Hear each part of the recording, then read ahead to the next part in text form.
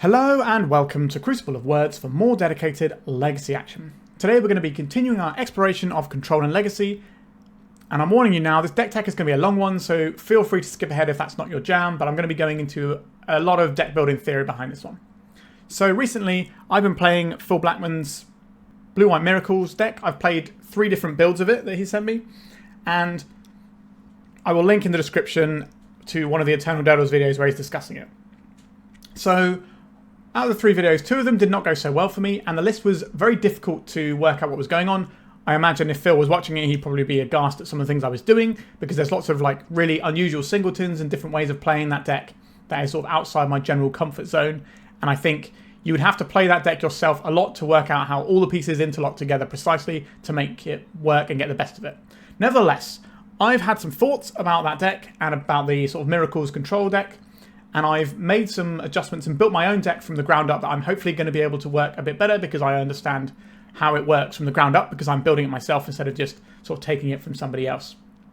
So here are the problems that I thought needed solving when I played the Bant Miracles deck. The lack of board presence. The problem with not having a lot of board presence means that every single thing can chip away at us and we need to remove it, or we're just going to keep taking tiny little bits of damage. So like a Bowmasters is obviously a horrible threat, so we need to be able to answer Bowmasters, but then we still take out little chunks of our life total every turn to this like 1/1 that's left behind that we don't have a good necessary way of like keeping it at bay. So that's something I wanted to try and deal with, so we don't have to answer everything as much as maybe we felt like we did with the other builds. Another thing is the Mystic Sanctuary coming in tapped can definitely cause us some real issues when we're on a low land count. That did come up a few times. The late game lock with the flipping Thwart backwards and forwards using the Mystic Sanctuary and then bouncing the Mystic Sanctuaries to the Thwart and then getting the Thwart back, that felt pretty strong. But we didn't always get to set it up, so it felt like I wanted more ways to make sure that we could get to this point and lock it up. The silver bullets in the deck that we played before were really interesting, and some of them are very good, but they sometimes jammed us up in terms of us stabilizing. We had some sort of clunky cards that weren't that good on their own, so when we're trying to get to this late game, it wasn't actually helping us get to the late game because we had these like one-off pieces that weren't like ideal to me. So I think we need to be a little bit stricter on what silver bullets we're playing in our main deck. Planeswalkers were a real big problem. We didn't have the pressure to attack them, so it just felt like they were must-answer things, or we just pretty much lost them on the spot, which happened in the video I played. I think we just like immediately lost to a Narset once or twice and stuff like that, and a Khan as well. So if we want to answer every permanent, like if we want to answer all the problems our opponent's throwing at us, we probably need to have something that can pressure Planeswalkers, which will also cover our problem of not having enough board presence, because those two things are kind of a similar thing. So instead of having to hit the Planeswalker on the way down, we can maybe actually pressure it in a different fashion. Over 31% of the challenge top 8 decks in the meta at the moment are graveyard decks, and 29% of other decks are like using the graveyard to some extent. So we're looking at maybe 60% of decks being impacted by graveyard hate. That means that is an answer we should be running, right? We should be running graveyard hate in our deck, in our main deck, if we want to be a control deck, and that's what I want to do today. Closing the game is obviously sometimes a bit difficult. Like the Thwart lock is a soft lock, it's not a hard lock. Our opponent can maybe sandbag enough spells to throw at us, and if we're not ending the game, then we're giving our opponent more chance to draw ways into getting through what we're putting down. So I think being able to end the game is something I want to do. Like some of the Ancient Tomb matchups feel pretty horrible and require us to have some kind of haymaker, as we won't be able to sit back indefinitely because they have just so many things we have to answer. Bowmasters was obviously pretty horrible to play against, so I think we need to sort of mitigate the damage that Bowmasters can do to us and maybe up our removal count. And I'm not necessarily sure that, like, we were running a 3-mana spell. It's a 3-mana spell that you shuffle some, like, I think it's 3 cards from your graveyard into your library and then you do an impulse. I don't think we need to be running a card like that when we can run different ways of shuffling our library in. So if we want to go infinite by just always making sure that we can restock our library, I think there's better ways of doing that. And another thing I found, the previous build was running the 4 Mystic Sanctuaries in the blue-white build, and I sometimes felt like 4 was too many. So I think the first Meticulous Archive ends up being a lot more value than the 4th Mystic Sanctuary, because you're going to have Mystic Sanctuaries at some point in the game. I think just having one Meticulous Archive getting you that little value early on can be really useful. As well as the fact that if we're playing Counterbalance, which is part of like how this deck wants to operate with the Mystic Sanctuaries, a Meticulous Archive with a Counterbalance turns our fetch land into something that can mess around with the top in a situation where maybe Mystic Sanctuary can't, and that is an important interaction. So with all those things in mind, this is what I've built. So Endurance is the big linchpin here. So this gives us our Graveyard Hate, it gives us our ability to pressure Planeswalkers, it is a card that is a removal spell some of the times. You flash this in, you kill a Dragon's Rage Channeler, you kill a Delver, that sort of thing. So it's covering a lot of our bases, allows us to pressure, it gives us a win condition. This also lets us cycle our whole deck again, because when we get to that point towards the end of the game, we can just shuffle our Graveyard in and just keep going. Now obviously shuffling our Graveyard in limits the power of our Mystic Sanctuary, but if we're at that stage of the game, we should be having the cards in hand that we can then leverage and keep going around with the Sanctuary. So I think the Endurance is just an absolute slam dunk in this deck, which does mean we need to go into another colour, and we won't always have enough of a green count to activate this when we would necessarily like to, but I think this is a key part that is how I've restructured this deck for what I feel like would be better for me to play personally.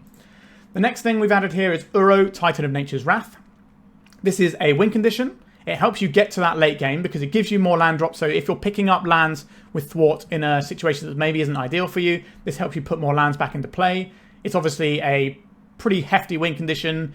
You know, it gains life, it does it all, right? This card is pretty bananas, and there's a reason why it was banned in some formats. I think this is very much where we want to be. It's blue, it pitches to Force as well. So we've got the Euros and the Endurances. These are our win conditions. So this also gives us ways of padding our life total, gives us ways of interacting with the graveyard, gives us a creature to block, allows us to pressure Planeswalkers. There's a lot to like about this. But because we're running Endurance, I wanted to have ability to have a little bit more green cards. So we've got one life from the Loam. So eventually we can find this, we can recur the one Wasteland in our deck, or just recur some of our lands. I know Phil tried to build with Crucible of Worlds at one point. Life from the Loam just kind of does what we want in a better way, I think, here, because we're in the colours for it. And then we have 2 Planar Genesis. This is just an impulse where you can choose to put a land from the 4 cards into play tapped instead. So this can help us recover if we need to bounce some lands.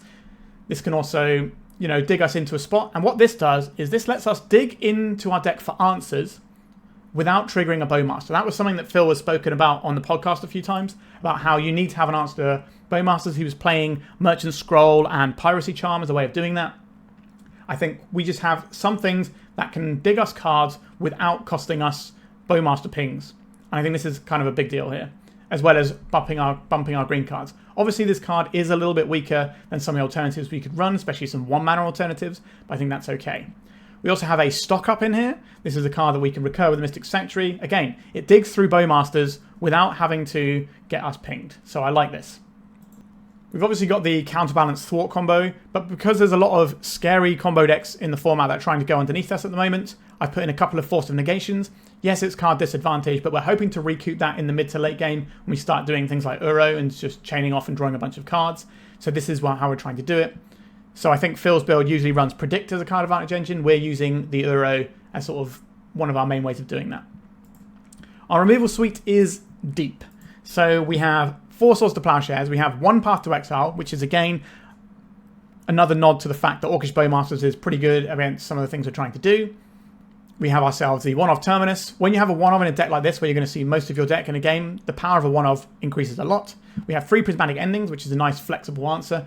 We're in Bant anyway. I think if you're playing Prismatic Ending, which is something that Phil is very much playing at the moment, he's splashing a colour to make sure you can do this for 3. So we are playing green anyway, so we actually get better Prismatic Endings, I think. We also have a 1-of Exorcise. This is a 2-mana sorcery. Exile target artifact, enchantment, or creature with power 4 or greater. So this is a nice answer for some big scary monsters, as well as being able to hit the One Ring or a Blood Moon that can maybe shut down some of what we're trying to do in terms of our Mystic Sanctuaries and getting our Tundras going so we can actually play our Uro. So that is hopefully going to be quite a useful tool that we have access to. Obviously we have Forces, we have a 1-of Dress Down. This is kind of like a flex slot, and I just think Dress Down is a very useful card. Urza's Saga is traditionally very irritating to play against, although Exorcise can kill an enchantment, which includes Urza's Saga, so don't forget that. But Dress Down helps us against a bunch of Urza's Saga tokens, which is something that control decks traditionally have to spend a whole bunch of cards to deal with. Obviously we have a Wasteland and we have more in the board, but that's just something to note. And we have 2 Lórien Revealed and a Spell Pierce. So a Spell Pierce is another thing to get us out the early game potentially. It's just a useful card to go alongside our other counter magic. Now, you may be noticing that there is a card missing from this deck, and that card is Ponder, which is obviously a bit of a surprise here. But with the games I played with the other Miracles deck, sometimes you found yourself underneath the Bowmasters with a Ponder and not feeling great about it. So we've kind of gone up the curve a little bit for some different things that can do similar jobs to Ponders when we're looking for stuff in the early game, we're looking for stuff in the mid game, but it does come at the cost of being slightly weaker in the super early game. But in order to do that, we've also included 2 Surveil lands. So what the Surveil lands mean is that all our fetch lands can be like half of a Ponder, because we can just go and get Surveil land on turn 1, and milling stuff over with our deck is useful when we've got things like Uro in here, we've got Loam, we've got the Sanctuaries, we can get it back later. So I'm hoping that adding in a couple of Surveil lands will kind of help on that front. We also still have the Spell Pierce, Emergency Brainstorms, Plows, Pass. So we have stuff we can do on turn 1 as well. You know, obviously free counter spells. So there's a lot going into this deck. A few things I'm unsure on is the mana base. I think maybe we could consider trimming a Tundra in exchange for a 4th Trop, but I'm going to play it as it lies. We're not trying to like race to Uro. It's just a thing that we're going to get around to doing at some point. So maybe that could be a change you can make here. But generally speaking, we want to be doing our white and blue spells, and then in the sort of mid to late game, then we get set up and do Uro, so it should be fine. All right, onto the sideboard. Council's Judgment. This is an answer for Planeswalkers. It can also blow up some Hexproof stuff or something like a Valvagoth that slipped through. So this is a useful card that we can bring in, and having one of in our deck when we're going to be digging pretty deep with stock-ups and Genesis and Brainstorms makes sense. Consign to Memory, Eldrazi's horrible, some Hydroblast for all these Blood Moon decks and stuff, a couple of Carpet of Flowers. Now this is an addition that you get by playing green, I think is also really potent. This will help us cast things like Uro as well. In matchups where our mana base is going to be under duress, we can kind of deal with that. I know Phil's general theme for when he was building his Blue-White Miracles deck was that he wanted to have a low land count with the ability to sort of play a bit like a tempo deck and stuff. Where I've kind of gone for a little bit more lands in our deck, like trimming back on the Lórien Revealed, so we just have more raw land count, so we can hopefully cast our spells without relying on some of the cantrips as much. I know it's a little bit of a deviation from where Phil was, but I'm trying to play something that makes sense to me, that I'm sort of building from the ground up here. Then we also have access to some Null Rods for these spooky artifact decks. We've got 3 more Wastelands. I really like having Wastelands in the sideboard. We can assemble a Wasteland Loam Lock as well here. We have a one of Lavinia, which can pressure some annoying things our opponent does, as well as being just another way of locking some stuff down. And we have a one of Narset, which can obviously mess with some of these decks that are trying to reload all the time. It's kind of like another answer to the One Ring in some ways, and a bit of Graveyard Hate and Surgical Extraction. One thing I wanted to try and fit in here, I couldn't quite squeeze in, was a copy of Meddling Mage. I actually like Meddling Mage at the moment because what is the card that you don't want your opponent to cast when you're playing a control deck? It's Sowing Microspawn. You can't deal with the triggers unless you have Consign to Memory and a bunch of mana, but if you just have a Meddling Mage, you know you don't have to worry about that card because they can't cast it, they can't get their cast triggers. That's something I would like to mess around with, but that's for another day. All right, so a very long deck tech for you. I hope you enjoyed the thoughts that went into this deck. So please remember to like and subscribe. And when you finish watching this, by all means, check out the link in the description to watch an episode of the Eternal Durdles podcast where Phil is talking about this deck. Or not this exact deck, but the Blue-White Miracles shell that we've kind of adapted here. All right, strap in. This could be a long one. Let's get it on. We're on the play. We have a little bit of removal. And that's okay. We'll keep this. I think we lead off on the Tropical Island because it's the one we care about getting wasted the least. Would not like to see a wasteland on the other side of the battlefield. That is not a wasteland. Good. Step 1 has been achieved. A Tundra. I'm going to cast a Brainstorm now before our opponent has access to possibly Orcish Bowmasters and things next turn. Mystic Sanctuary is a thing for later. I do like the second green source here. We're going to have to be drawing these cards anyway, so I'm just going to put a Tundra on top. And then I'm going to play out this Tundra. So the Thwart is going to be online soon. It's going to come at quite the cost though. But sometimes your opponent will play something you just need to answer. But we have an answer for Dreadnought quite cleanly. We have a second answer for Dreadnought if that's what our opponent's on. If they're on a slower controller deck, then obviously these Prismatic Endings aren't going to be the most useful thing. Our opponent's just passing it over. Now we can use an Endurance and we can flash that in and pressure our opponent if we wish to. We can force some interaction out of our opponents. We can keep their graveyard down for the purposes of Murktide. We have some options available to us. Alright, so we're probably looking at a Jeskai deck, I would say here. It's definitely the impression I'm getting now. So probably like a Jeskai control deck, They're going to have access to things like Pyroblast, which is obviously a big draw to playing Jeskai out of the sideboard. Am I jamming this Endurance right now? Our opponent's probably just going to trade with it, but we know we don't have much else going on. I think I am going to jam this to get these cards out of their graveyard. That puts Murktide further away. If our opponent wants to expend time and resources on this, they can. We also get to put a Brainstorm on top of our library now, which is nice. So in comes Endurance. I will put this Brainstorm on top of my library. Our opponent isn't showing us black mana. I suspect they don't have Bowmasters in their deck. We can hardcast a Thwart if we wish. A Tamiyo. We have an answer to that either side as well. Alright, I would like to Brainstorm here. We have an answer to Bowmaster if they flash one in. I like the Uro. We're going to put that straight into the graveyard, I think. So that's going to go on top. What's going to go underneath it? Probably a Tundra in that case. So Tundra, Uro, play this, mill over the Uro. Right, we'll attack with the Endurance. We can always flash in our Endurance if we need to. Pitch casting a Thwart. It's not really pitch casting. Bouncing the lands to cast a Thwart is going to be a real cost here because it's going to take us a turn away from Uro, which can run away with the game quite quickly. I suspect it will just get plowed, but I think that's also fine because it's going to get us some cards on the way in. Or get us a card on the way in. That's just going to be a favourable exchange. Alright, I'm tempted to jam in an Endurance here. And just see if we can use this as a threat that our opponent has to respect. Because now they're going to want to Brainstorm in response to this Tamiyo. Because otherwise we're going to gobble up their Tamiyo. We're not going to put anything back into the graveyard. So we need to work some more cards towards this Uro, but we'll get there in the end. Right, so now we're Brainstorming the Tamiyo as expected. So now we can Prismatic Ending in peace. We can also fire off a Thwart to counteract that. And then we're kind of in the zone we want to be in. We also have the ability to just turn these creatures sideways and they will kill the Tamiyo. So our opponent's going to have to spend cards to answer one of these. And then we can just clean up their Tamiyo with their ending anyway. So we're already seeing the ability to have pressure here be quite useful. Okay. I'm going to plow this. Our plows probably aren't very good in this matchup. So getting a target for the plow. If they Brainstorm here to save this, it doesn't matter. So then we can attack the Tamiyo with both of our guys. Do we kill the Tamiyo? Do they spend resources and then we just Prismatic Ending it? Alright, we just got to cleanly deal with it. That feels good to me. I'm going to play out this Tundra because we might be bouncing some lands soon.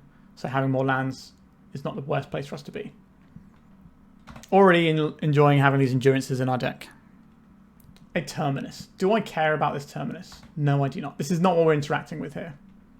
Like, at some point, we're going to be able to thwart... we're going to be able to get this Uro in. Having less ponders does make it more difficult to do that. Okay, another land. We do have Brainstorms in our deck. I think we're going to hold this. Like, we're going to be putting a Brainstorm in our hand pretty soon, in theory. But we need to be pretty careful about how we're using our clock here because this is going to be a potentially very long round. We need to make sure we don't die to clock. Brainstorm from our opponent. More land drops. Just a classic game of Magic the Gathering here. Just two people staring at each other, drawing extra cards here. This gets us a Surveil land. It's not quite enough to give us an Uro right now because we put two cards in and we still need one more. But we're pretty close to getting the Uro. So another thing I didn't mention. Ooh, and Entreat the Angels. Don't see those very often. So another thing that we have going on here is that our opponent could have been sandbagging a Force of Will to make sure this Entreat the Angels works. So I would like to... Do I want to Surveil land first? Why are they holding up 2 mana here? Probably for Spell Pierce, so we can play around Spell Pierce. Let's go and get a Surveil land first. Or we can just get the Mystic Sanctuary now, but we're going to get the Mystic Sanctuary next turn anyway. I think if we get the Surveil land first... Yeah, I think we want the Surveil land and work towards the Uro, because the Uro can tangle with these guys pretty easily. Source to Plowshares isn't really where I want to be. Let's put that in the bin. I'm going to try and counter this. Actually, do I even care about this? I don't think we do, right? Let's just evaluate what this threat actually means. They get 12 power. But we've got 2 removal spells and an Uro ready to go. Like, that's going to be better than these angels. I don't like having to fire this off, but I think that's fine. So now we have 1, 2, 3, 4, 5. So we can just get what we want here. We could also play this, go and get ourselves a Surveil land. Sorry, not Surveil land, a Sanctuary. We can put on top one of these plows, just in case things go awry. And then when we cast the Uro, we get to draw it. So this doesn't play into a Spell Pierce. We have the Thwart now that we can use if we wish. But yeah, so now we're just in it with this. We've got a draw effect on the stack. What are they doing in response? Getting a Plateau. They got main deck Red Blast. A Swords, 2 Plowshares. Is this what we're fighting over? This is an interesting choice. Because they probably have more of these effects in their deck anyway. I don't think we're fighting over this. We're going to get some more Uros at some point. Sure, I put land in. Is it better to fire off a Plow or a Pending here? I don't think we just want to answer both of these immediately. We've got a bit of life total to work with. I think we're just going to pass. We can Plow this in our opponent's turn. We're more worried about something like Fourth Eolingus than these Angel tokens. Like, we're on 27. We'll find another threat at some point. We're up on that exchange because we got a card back from it and they didn't for their Plow. Going to go and get a Surveil land at the end step here. Oh, they've got a Mystic Sanctuary as well. They're going to put an Entreat the Angels on top. Yeah, that's pretty good, isn't it? Interesting. How many Angels would you like, opponent? Are you just going to go big? They've kept this 2 mana up before. Just 1 mana up, okay. So we will float some mana off of some of these islands. We're going to be bouncing the 2 Mystic Sanctuaries and the Surveil land anyway, aren't we? So we can play around Spell Pierce quite easily here, but they have a Force of Will. But we do get to remove a bunch of these if we want to. So we're definitely going to scoop up one of these now, save ourselves a bit of damage. Our opponent is kind of doing the Miracles mirror with me in the first round. What a world. So if we still had those endurances, we would have been able to blow out that Mystic Sanctuary, potentially. A Counterbalance. A little bit late for this to do really what it needs to. Let's get this Counterbalance going. I think we have to get rid of one of these for the sake of our own life total. And now we have a choice. We can either dig for an answer that can actually sweep up all of these, or we can pick up one of our cards and try something else. I think I want to dig for an answer here. A Lórien Revealed. That is a lot of cards that we get to see. 1, 2, 3, 4, 5 mana. Yeah, I think that's good enough. So this is, what, 16 damage? So we can put a Prismatic Ending on top of our library, kill one of these, and draw a bunch of cards. We don't really want to see follow-ups here. We know what's on top of our library. Okay, they're going to Prismatic Ending our Counterbalance. That's fine. Not ideal, but we'll live with it. Right, let's put this Prismatic Ending on top. Cast the Lórien Revealed. So we don't really need green mana very much right now, do we? We can leave out 1 green in case that's relevant. I would like to draw 3 cards, please, opponent. Do you have a hard cast Force of Will over there? They certainly have the mana showing. A Brainstorm first. So we need to remove some number of these. Maybe we're not supposed to put the Prismatic Ending on top. But if we find...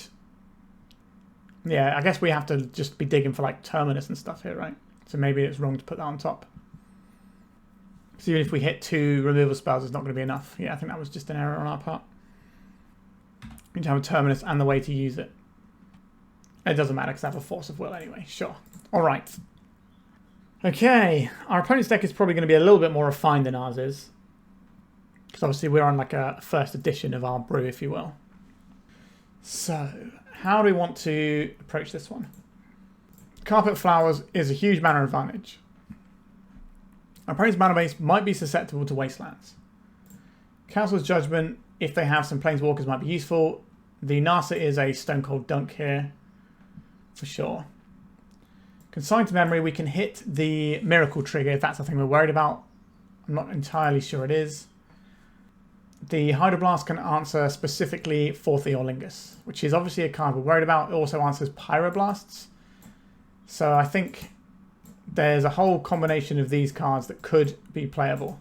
But let's see what is bad in our deck. I think we need to keep the Terminus. I don't believe we need a Path to Exile. We can definitely trim back on some Swords to Plowshares or get rid of them entirely. I think we just get rid of them entirely. I don't particularly want to be playing Force of Will here. We're going to be trading backwards and forwards quite a bit. Do I think just Wasteland locking my opponent is a good idea? Yes, yes I do. I like the stock ups. How useful is Exorcise here? I don't think the Exorcise or the Dress Down are looking particularly exciting. Obviously the Dress Down cantrips, so our opponent's not really going to have creatures that's going to impact very much. The Exorcise does kill an Angel token, but I think our plan for dealing with Angel tokens is stop it resolving or kind of ignoring it when we have like Uros and stuff going. We do have the Terminus, which I think is fine here. I could play a Lavinia. I don't think that's a great shout. Alright, so we're going to try like this. We have a lot more mana in our deck, so hopefully we can leverage that. Carpet Flowers is obviously not a bad one to keep. If we play the Carpet Flowers out turn 1, it probably just get Prismatic Ending. Do I care about that, is the question. We don't have a Savannah to grab here, but we don't really need white mana just yet. Do I want to play out this Carpet and force our opponent to do stuff as early as next turn? Or do I want to play this Carpet down when it's just a ritual, so we're getting some value out of it straight away? I think we're going to go and get a Hedge Maze and just get some selection going. We could just be wastelanding our opponent a bunch. They put one card on top of their library. Just go and get that Hedge Maze. A Tundra. I do like white sources here. We do want to keep making land drops. But this will fuel our Uro if we put it in the graveyard. I think we just want to keep making land drops for now. I could just straight out wasteland my opponent and try and keep him in the dirt. I quite like that. I don't believe our opponent has wastelands in their deck.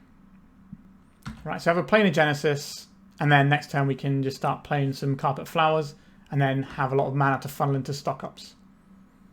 Or this one stock up that we happen to have. Just get some Planar Genesis going. We're digging deep. So would I like to put this land into play right now? Or would I like one of these other cards? Just want to keep putting mana into play. We can cast an Uro here. Just get this going. They might plow this on the front side, so they don't have to worry about coming back again. That's still a bonus for us. Okay, I'll play a Tropical Island. I will play out one of these carpets because we have 2 of them. My plan here is to stock up and then Mystic Sanctuary the stock up back.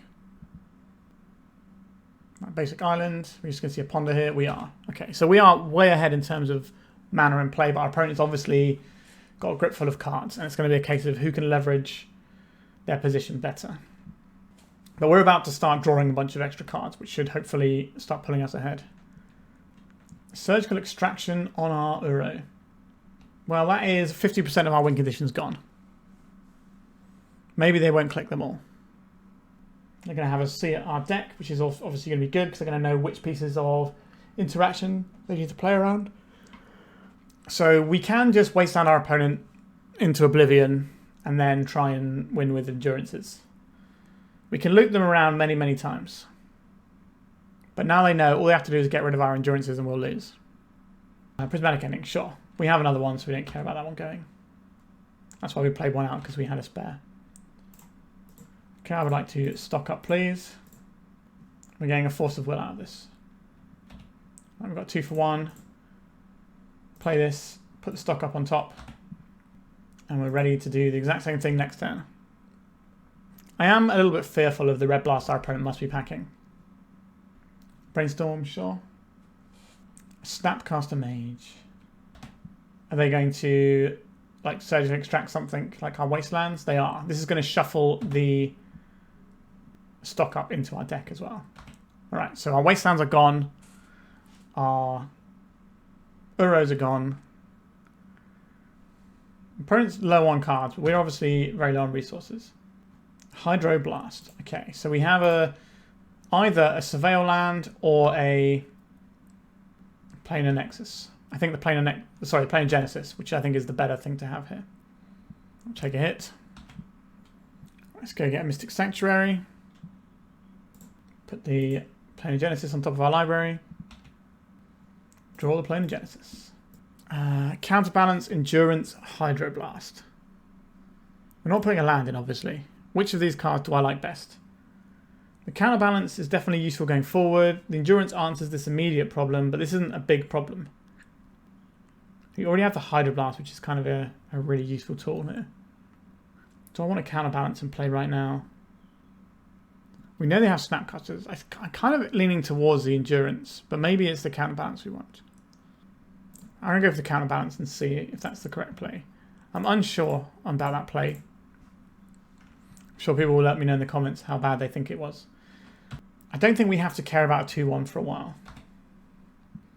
The card advantage this Counterbalance can accrue over time is huge. We have an answer to their Pyroblast, which can answer this. They only have one red source at present. Means they got a lot of gas over there. Atamio. Consign to memory on top of our library. Can also answer a Snapcaster trigger. I don't think we're playing Carpet Flowers yet. We don't have anything to do with the mana. So we are in a situation where we just have a lot of lands. Whereas if we had fewer lands and more like cantrips, we'd be in a better spot. A Brainstorm. A Spell Pierce on top of our library. Okay, I don't really want to draw the Spell Pierce, but I'm glad they didn't get to Brainstorm. Okay, we're even in cards. We have a Counterbalance versus their Snapcaster in play. I think that favours us. We also have answers for the scariest things our opponent can do, like 4th Eorlingus. A 4th Eorlingus. A Narset on top. I will Hydroblast this. We can Spell Pierce to make sure this doesn't go through. Counterbalance. They know we have a Narset on top, so they know this is an okay Brainstorm. So they're casting this with no X, so they could pay for the Spell Pierce they knew about.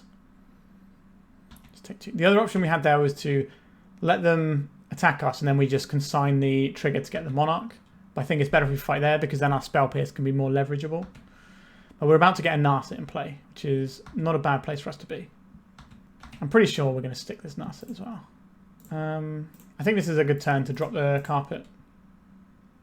And we go to second main phase, and then we get 3 blue mana off of our opponent's lands. Let's have a Narset.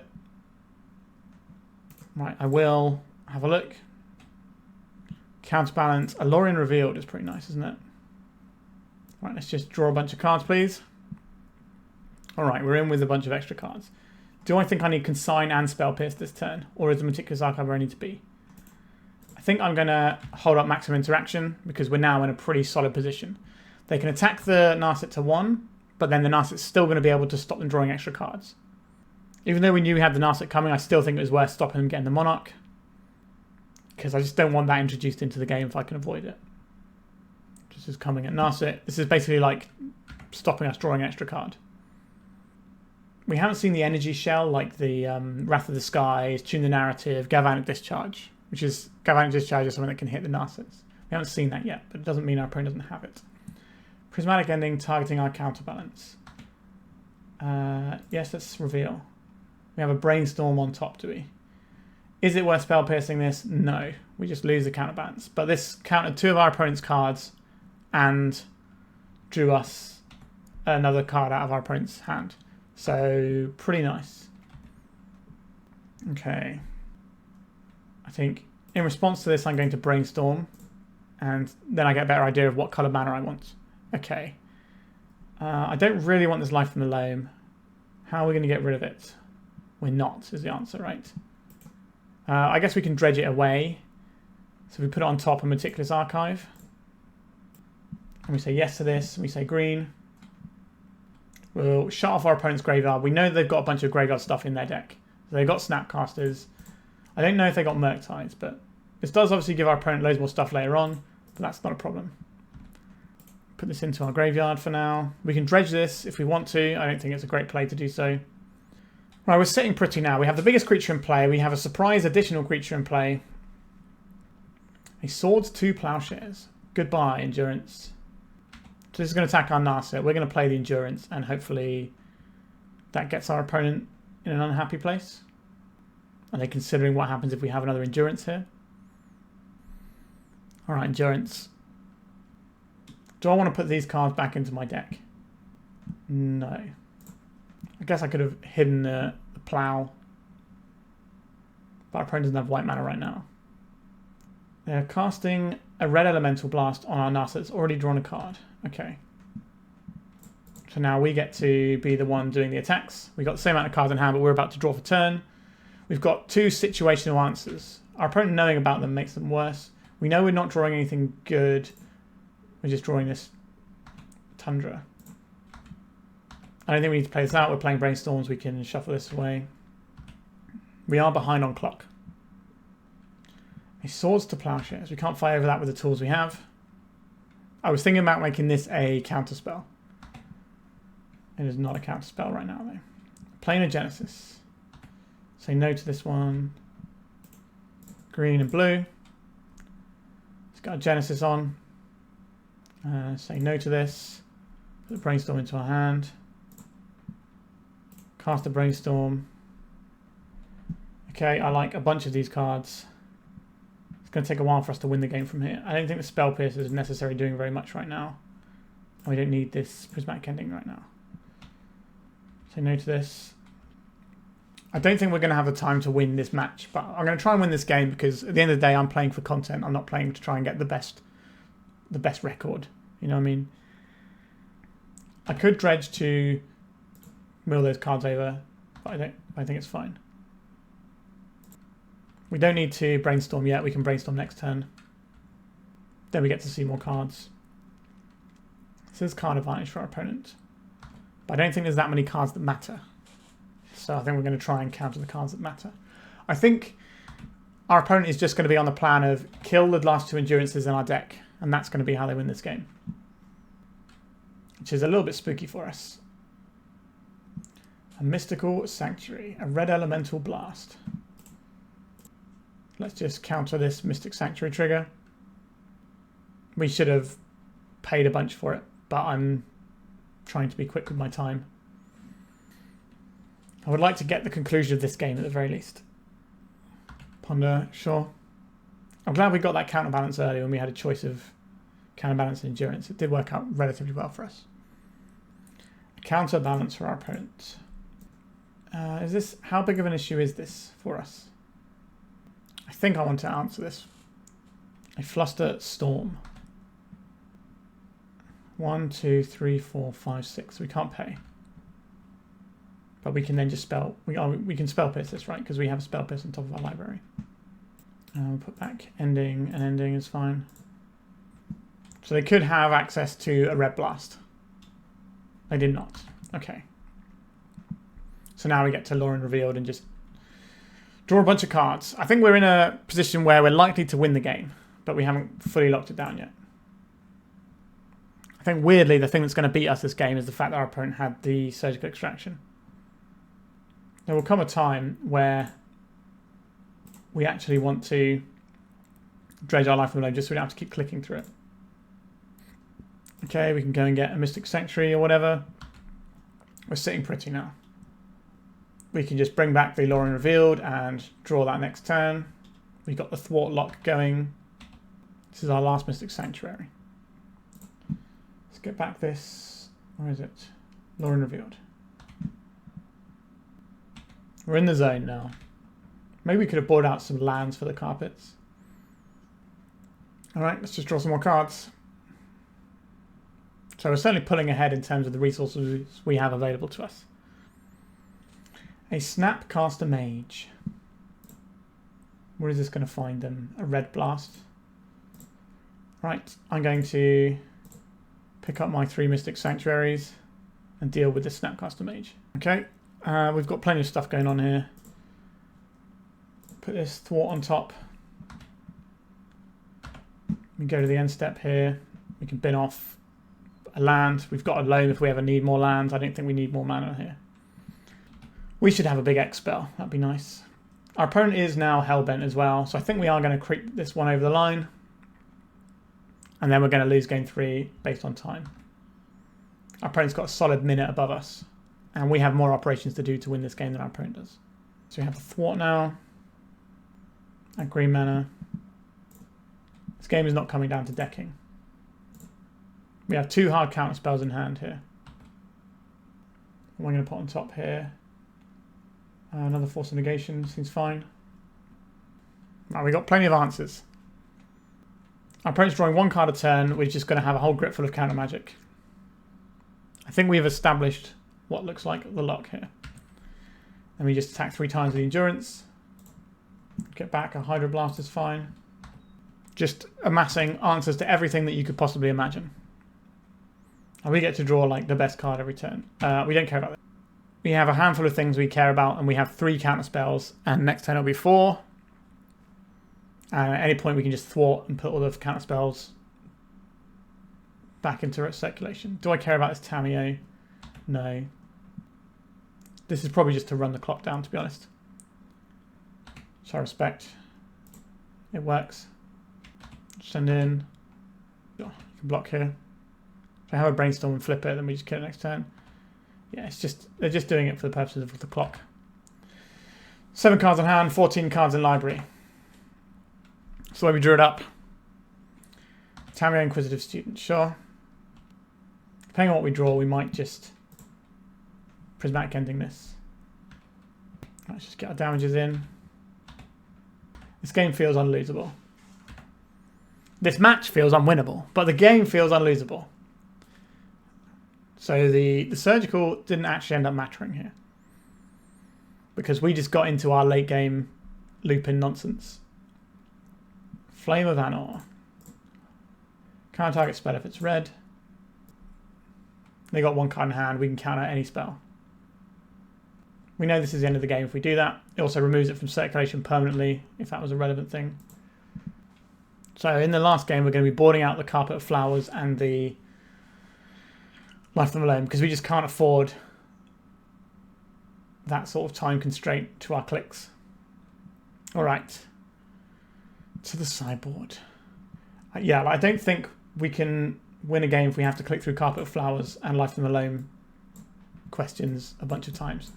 Then they just go, do we want Lavinia? It stops some of their counter magic. I don't think it's great though. Maybe we just want a couple of forces here. Maybe we want to be playing a Surgical Extraction to mess with their Snapcaster. It's a possibility. Well, I'll try this. I think we're just going to time out, but we can probably have a good 8 to 10 minutes worth of Magic the Gathering before that happens. Maybe try and work out what it would look like if we had time. I'd like some more mana for this, but we'll see how we go. We have a Brainstorm. Brainstorm provides. We're not going to get Wastelanded in this matchup, so there is that. Sure, you can ponder. They're a minute ahead of us, or they've got a minute more time than we have. So if they're going to take these lengthy ponders, though, they're now less than a minute. All right, we've got some great cards. We just need to live long enough to use them. Mystic Sanctuary for our opponent. We're going to Brainstorm on our turn. Likely into a Red Blast here. Not into a Red Blast, that's good news.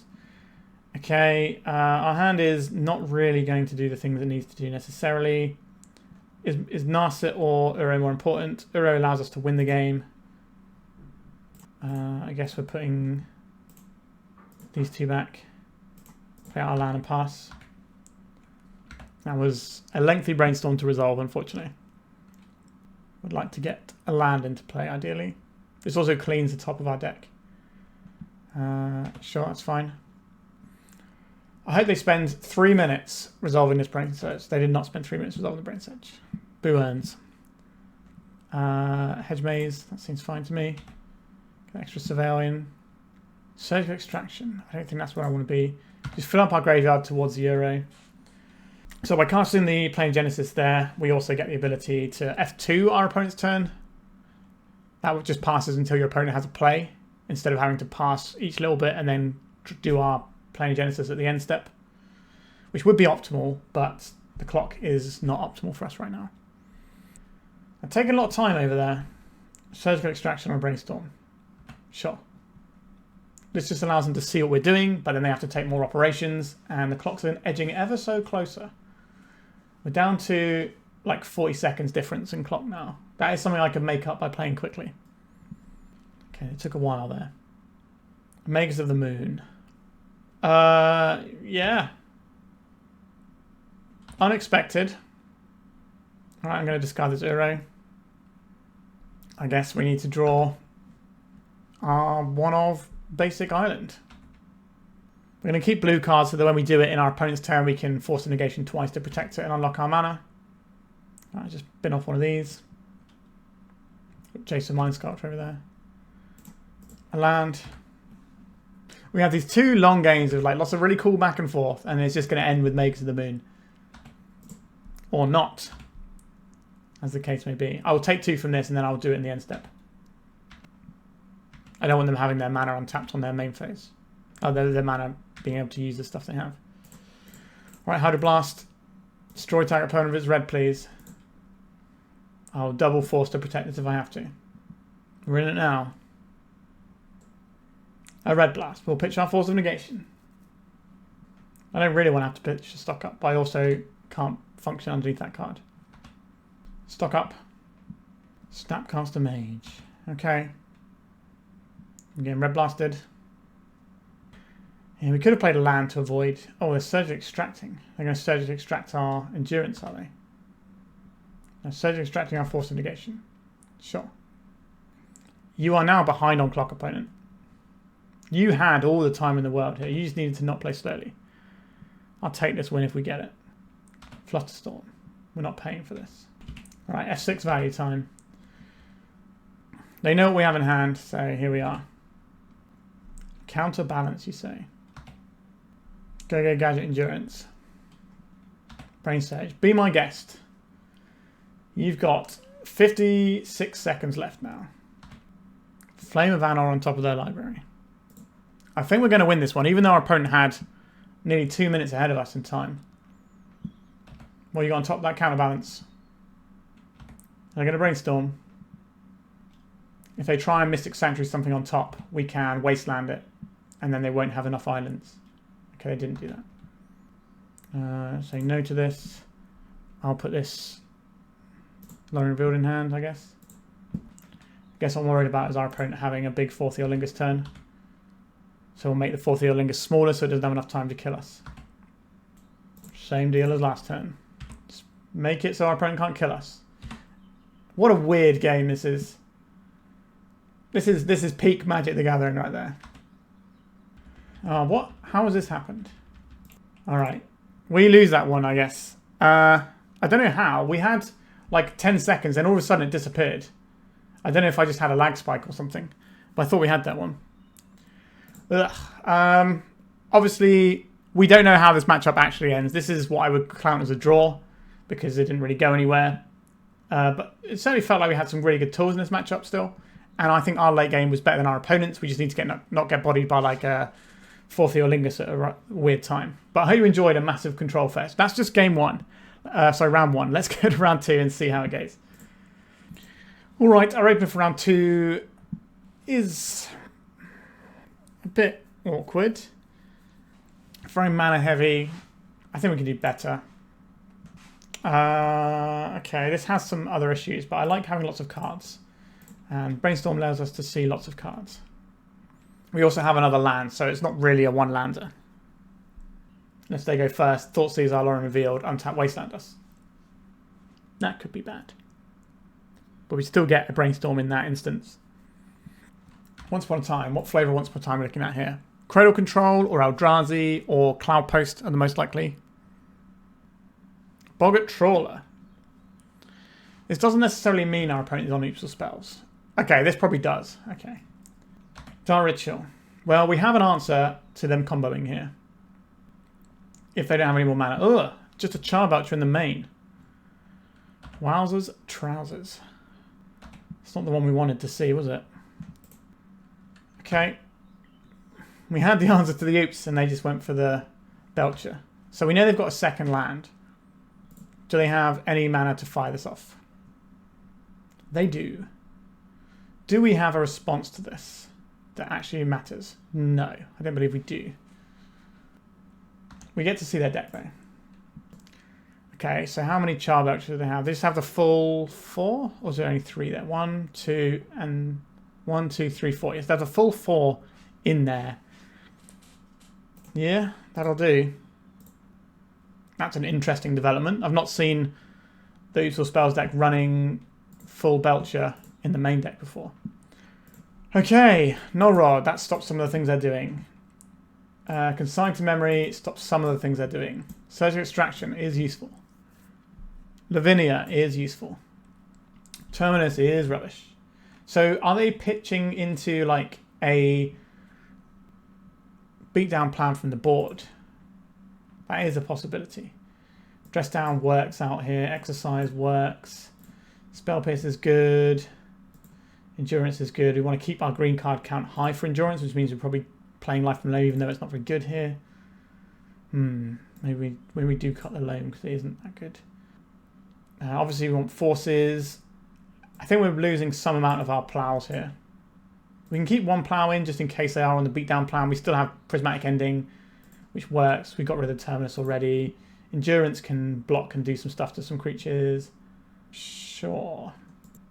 I don't think we want more Wastelands. We've got the one Wasteland. That's fine. We have Graveyard Hate and nothing else. But we have a Brainstorm. I guess we keep. Our opponent's unlikely to send it straight into a 7-card hand keep. But we don't know what they have. Sometimes you just do that. We're displaying strength with the ability to Brainstorm, hide cards if we need to, or find cards if we need to as well. Planar Genesis pitching to both Force and Endurance is pretty good.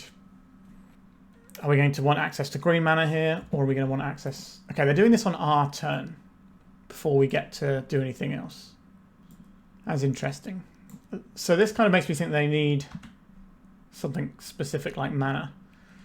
I guess we play the... I don't want to play the Flooded Strand because I think we're going to have to Brainstorm in response to our opponent doing something over there. Felt so smart when they started going off and I had this Endurance in hand before. I could Brainstorm now and have more mana available on our turn, which also allows us to Planar Genesis. I think I like that. This game is going to be condensed into fewer turns. We need to take more game actions early doors. Thwart. Close but no banana. But we do have this Null Rod. Thwart is going to be good soon. So I think we are keeping a land. So just put back 2 lands. Or is it land Brainstorm? Because we need to find the 3rd land before we can start playing our Endurance. We don't really need to play our Endurance, do we? Alright, so we're going to keep the Brainstorm and a land. That's fine.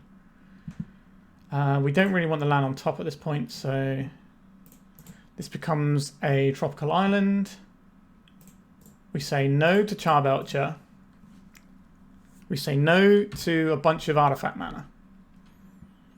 And then we have Thwart from next turn onwards. Now that does set us back to the Stone Age because we have to bounce all of our lands. But if that's the alternative to losing the game, I'll take it. Alright. Do I want to cast a Brainstorm now? I think so. Okay, so I think we play these 2. So we have Planar Genesis in an emergency. I think they're going to end of turn blow up our Null Rod. Okay, no, it's just a once upon a time. At least this round is going to be shorter than the last one. Wow, swing and a miss. Very unusual. They've exiled the Simian Spirit Guide. They're casting a Pox Walkers. Okay, and we can just Prismatic Ending that. If we even care. So we could Prismatic Ending this, or we could play the Euro, get the Mystic Sanctuary going, put like a Brainstorm on top. Do I like that? I do like having Brainstorms. Alright, I'm going to Euro, get this Mystic Sanctuary, get back a Brainstorm. If this is preparing for some sort of Cabal Therapy turn, then that could obviously be a bit of an issue for us. But I doubt they're going to name Thwart. Okay, a land tapped. That means we're probably not dead this turn. I think if we were going to be dead this turn, they would play all the mana available. A Simian Spirit Guide. Alright, we're on the monkey beatdown here. Alright, Brainstorm. Do the things that you love to do. I do like a stock up. And I like this Mystic Sanctuary. But I think we're Prismatic Ending this turn. So I guess we can put stock up on top. Or do we want... Just trying to work out if we want to... Prismatic Ending, put Prismatic Ending on top. I don't think we have to worry about this Simian Spirit Guide. Okay, I'm not going to play this out. Green, blue, white. Let's get rid of this Poxwalkers. So I could put this on top, but I really want to draw the card that is currently on top of our library, which means we're not playing out this Mystic Sanctuary.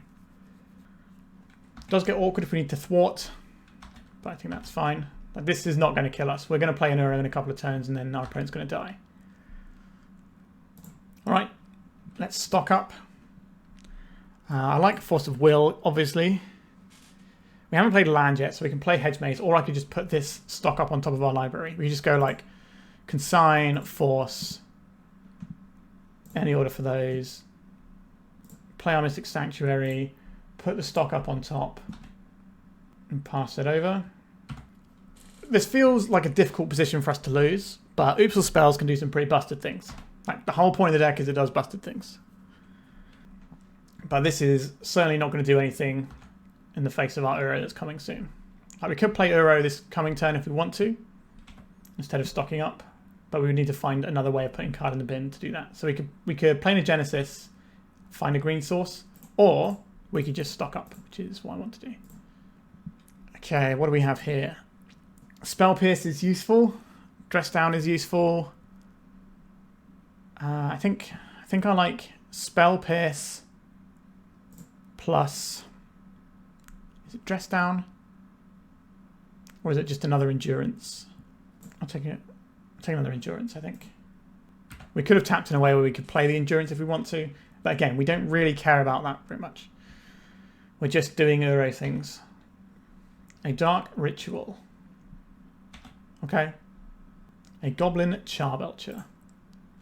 I'm just going to replicate this once. So we're counting the Charbelcher. Obviously, we have the Null Rod. But Charbelcher isn't...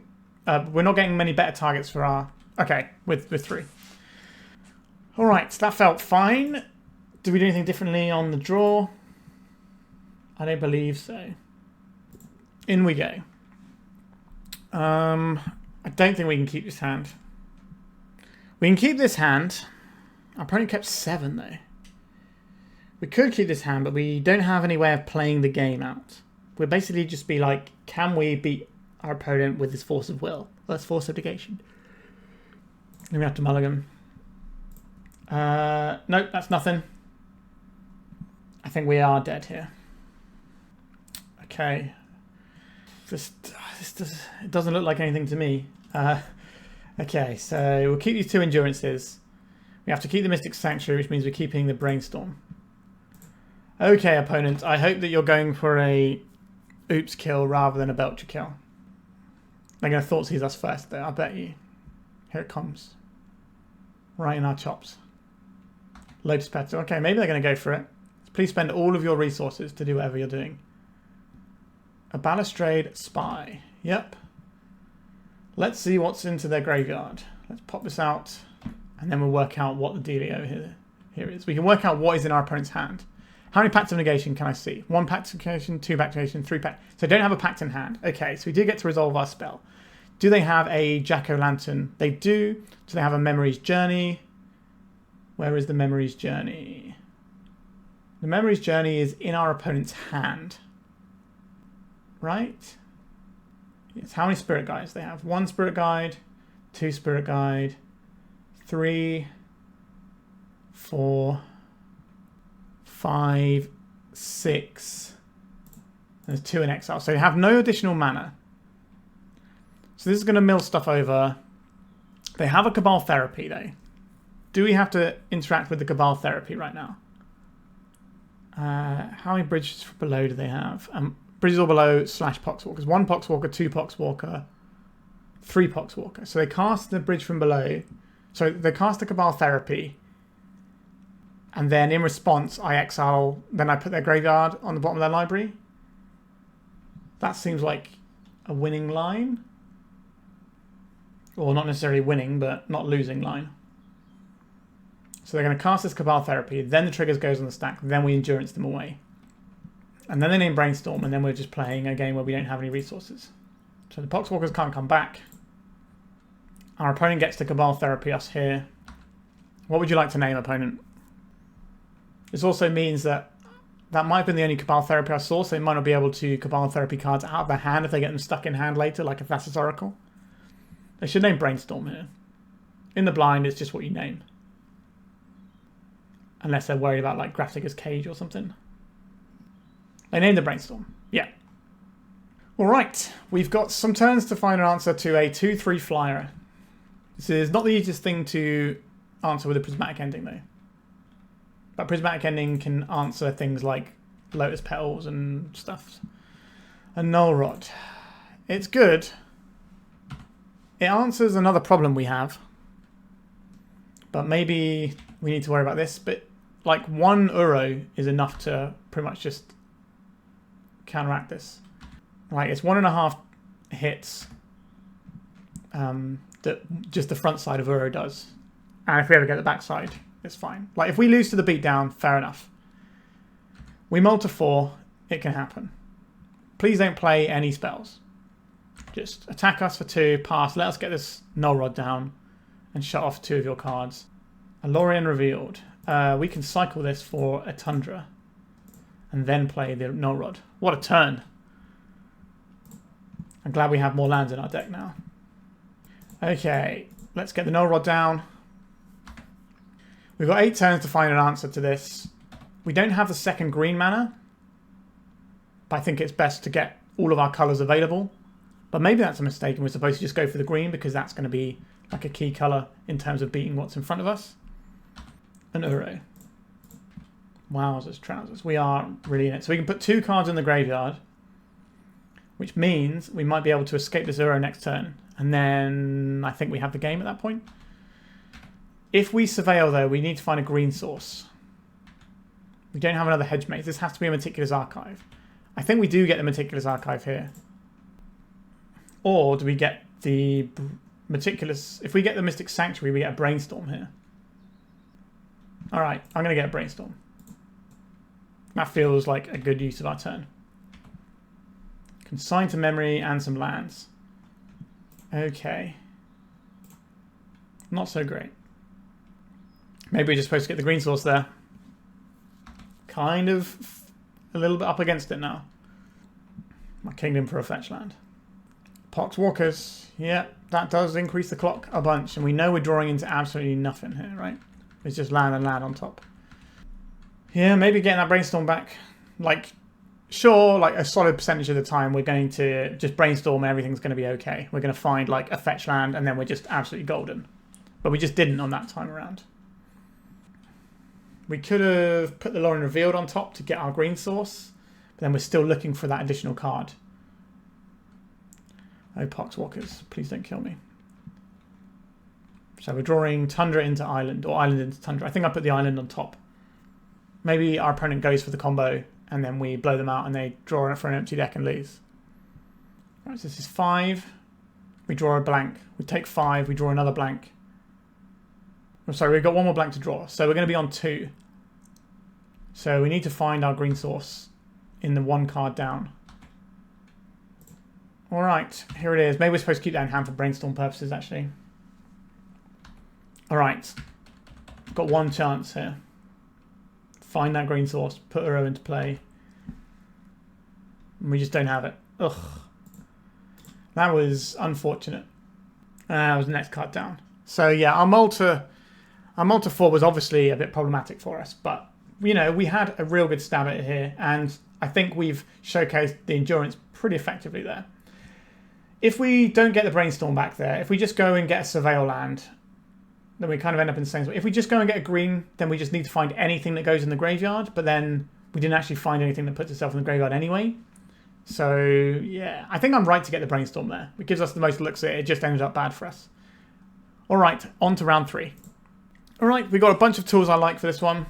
We can kill some creatures, we can sit behind a counterbalance and hope for the best. Just all the things we love to do. Let's hope they're not just trying to send it turn 1, because we don't beat that. Badlands.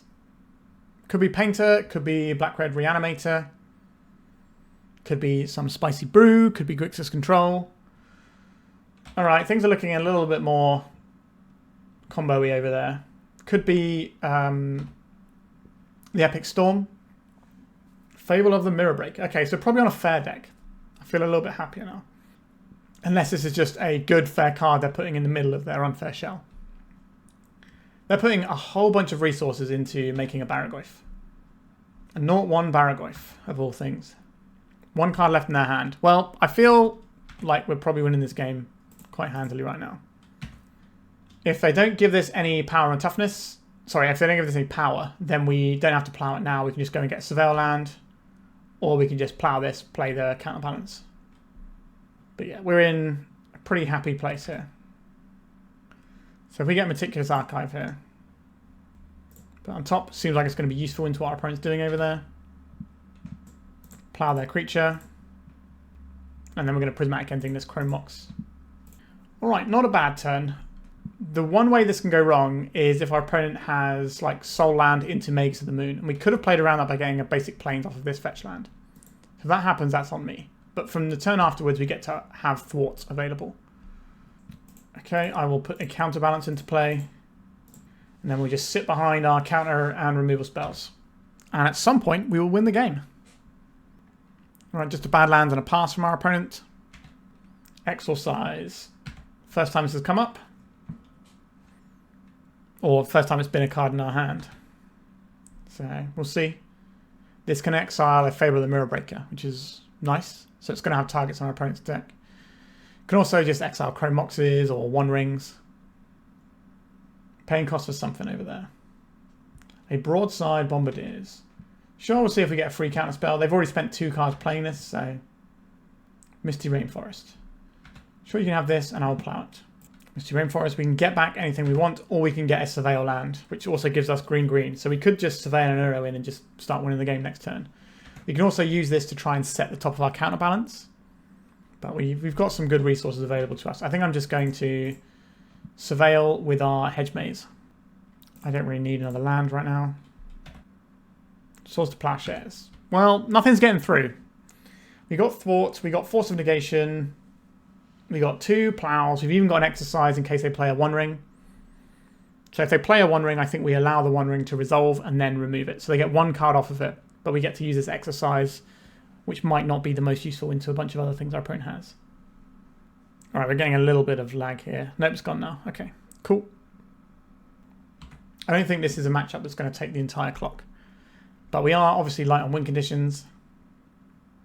Such is the nature of control sometimes. Looks like our opponent is not doing anything this turn. We are ahead of them on clock at the moment as well, which is something I'm going to try my best to stick around with. Do I want this? I don't really want any of these cards back, so I'm just going to hold this Mystic Sanctuary as a rebuy for when we want it. So if we have to thwart something, we can then just put a hard counter on top of our library and then try and coast through with the Force of Negation for a turn, and then just have the hard counter back. An Orcish Bowmasters. Let's see what Counterbalance does for us. A Brainstorm. This isn't worth a counterspell. We've got 2 plows in our hand, and we've got the ability to get back a 3rd plow if we want it. You can have your Orcish Bowmasters opponent. Take 2 here. At some point we can find an Endurance and just chuck that in there as well. I think I'm going to hold up the hard counter Thwart mana for their second main phase. We can just take the 1 extra damage and then we can plow this Bowmaster and get rid of it for good. We're drawing a Brainstorm now. We have the plow, so I'm happy to send this Brainstorm into a potential Bowmasters if they have another one. We've got the Thwart as well. One on the Bowmasters over there. They do. Let's see if the Counterbalance does its thing. A Misty Rainforest. Okay, so you can resolve the Bowmasters and then I will plow it. And now we're in a situation where maybe putting back some of these removal spells is a thing we want to do. An Uro, Titan of Nature's Wrath. I do like having an Uro. I think we're going to get rid of the... Is it the Exorcise? And the Mystic Sanctuary here. And then we play this Mystic Sanctuary. Put Source of Plowshares on top of our library. Play an Uro. Uro will draw us the Source of Plowshares. Then we put in the Misty Rainforest. And then we have access to Source of Plowshares. Exactly how we drew it up. We can also Meticulous Archive something on top if we want to. We are very much in the zone now. And there is a nice bit of synergy between the Uro and the Endurance I didn't mention in the deck tech, because it was probably long enough as it was. So Endurance shuffling cards into your deck, or putting cards in the bottom of your deck, is all well and good. Right, we're just going to... Do I care about this? All right, I have a Mystic Sanctuary on top. Anyway. We knew we had the Mystic Sanctuary, actually, didn't we? Because we saw that earlier. But yeah, so Uro can take out the cards we don't want to shuffle in, so Endurance just shuffles in non-stop bangers. And then we can just loop a deck full of whatever we need against our opponent, whether it's removal or counters, when we get to that stage. So I have a Mystic Sanctuary on top. I'm okay to draw a Mystic Sanctuary here. 1, 2, 3, 4. Yeah, we can easily cast this without worrying. Green, green, blue, blue. Rid of the lands. And one of our many source to Plowshares. I wonder if they got something like a Terminate in their deck. Obviously, we don't care if they point removal that doesn't exile at our Uro, because it's just going to come back a few turns later. Do I want to put this Mystic Sanctuary in? I don't think so. So we have guaranteed counters of 1-drops via the Mystic Sanctuary in our deck that we can go and get with the Misty Rainforest. So they can't resolve any 1-drops. I don't think there's any 1-drops they really are looking to do, because they seem to be ramping. I imagine they probably have Ancient Tombs in their deck as well. They got Spirit Guide stuff, so they're just going to be trying to skip to turn 2 or 3 in terms of their plays. Chalice of the Void for 2 mana. We don't care about this. I would like to know what's on top so I get a better idea with what I'm shuffling here. I don't believe we know the top card of our library at this point. A Mystic Sanctuary. We love those Mystic Sanctuaries. Do I want to... I can just go and draw this Prismatic Ending. I've got the Exorcise. Might as well just take this Mystic Sanctuary, get back Prismatic Ending. I guess we can cast this Exorcise. Get out of here, Chalice of the Void.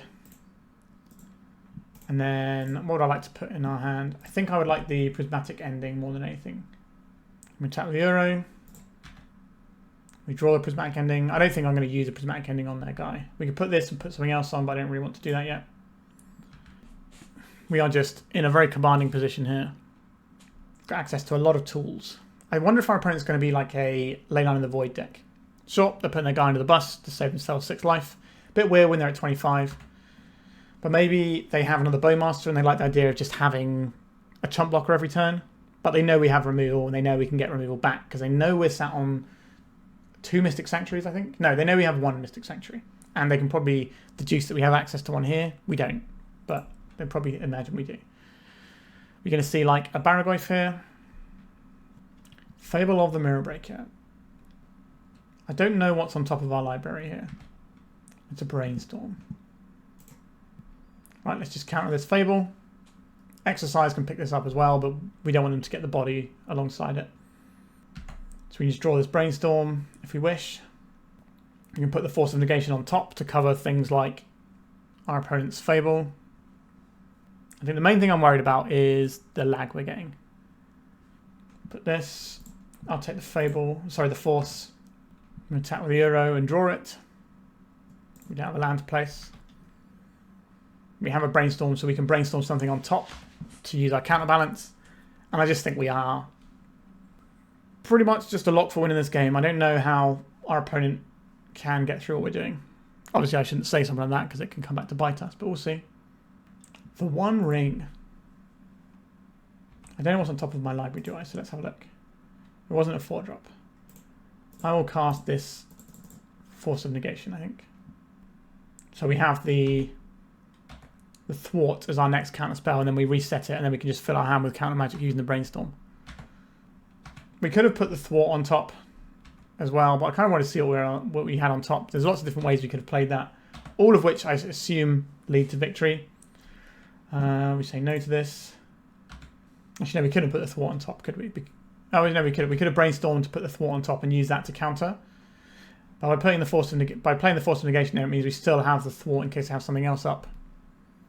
And I'd rather have the hard counter that can do it all in hand. I assume Spell Pierce is probably going to counter whatever they do this turn. Do I think I have a 3-drop in my deck? Alright, let's just Brainstorm here. So what are we going to put on top? What do we not really care about right now? Don't really need a Tundra. I'll put this Endurance on top as well. Counterbalance trigger resolves. Failure Mirror Breaker gets counterspelled or counterbalanced. We can draw the Endurance or we can shuffle the Endurance away. We have both of our Surveil lands. I don't hate the Endurance here. It gives us the kill one turn earlier because it gives us that extra 1 point of damage. Tundra that we left on top. Just good old-fashioned Uro gaming. We haven't found any Mica spawns to ruin our day yet, so we'll see what happens if we find one of those. Although we did technically lose the first 2 rounds. So, the scoreboard isn't great, but the deck feels solid. Let's cast Endurance here. Which gives us lethal damage. We don't need to shuffle anything in. It's not a shuffle. I keep saying it's shuffle. It puts them on the bottom, and that is a very different line of text. Just get our damages in. There we go. We win the game. We don't have to sit there locking it down forever. We just got to win. Okay. Some sort of black-red guys and ramping stuff. What does that mean? That means you probably want Hydroblasts.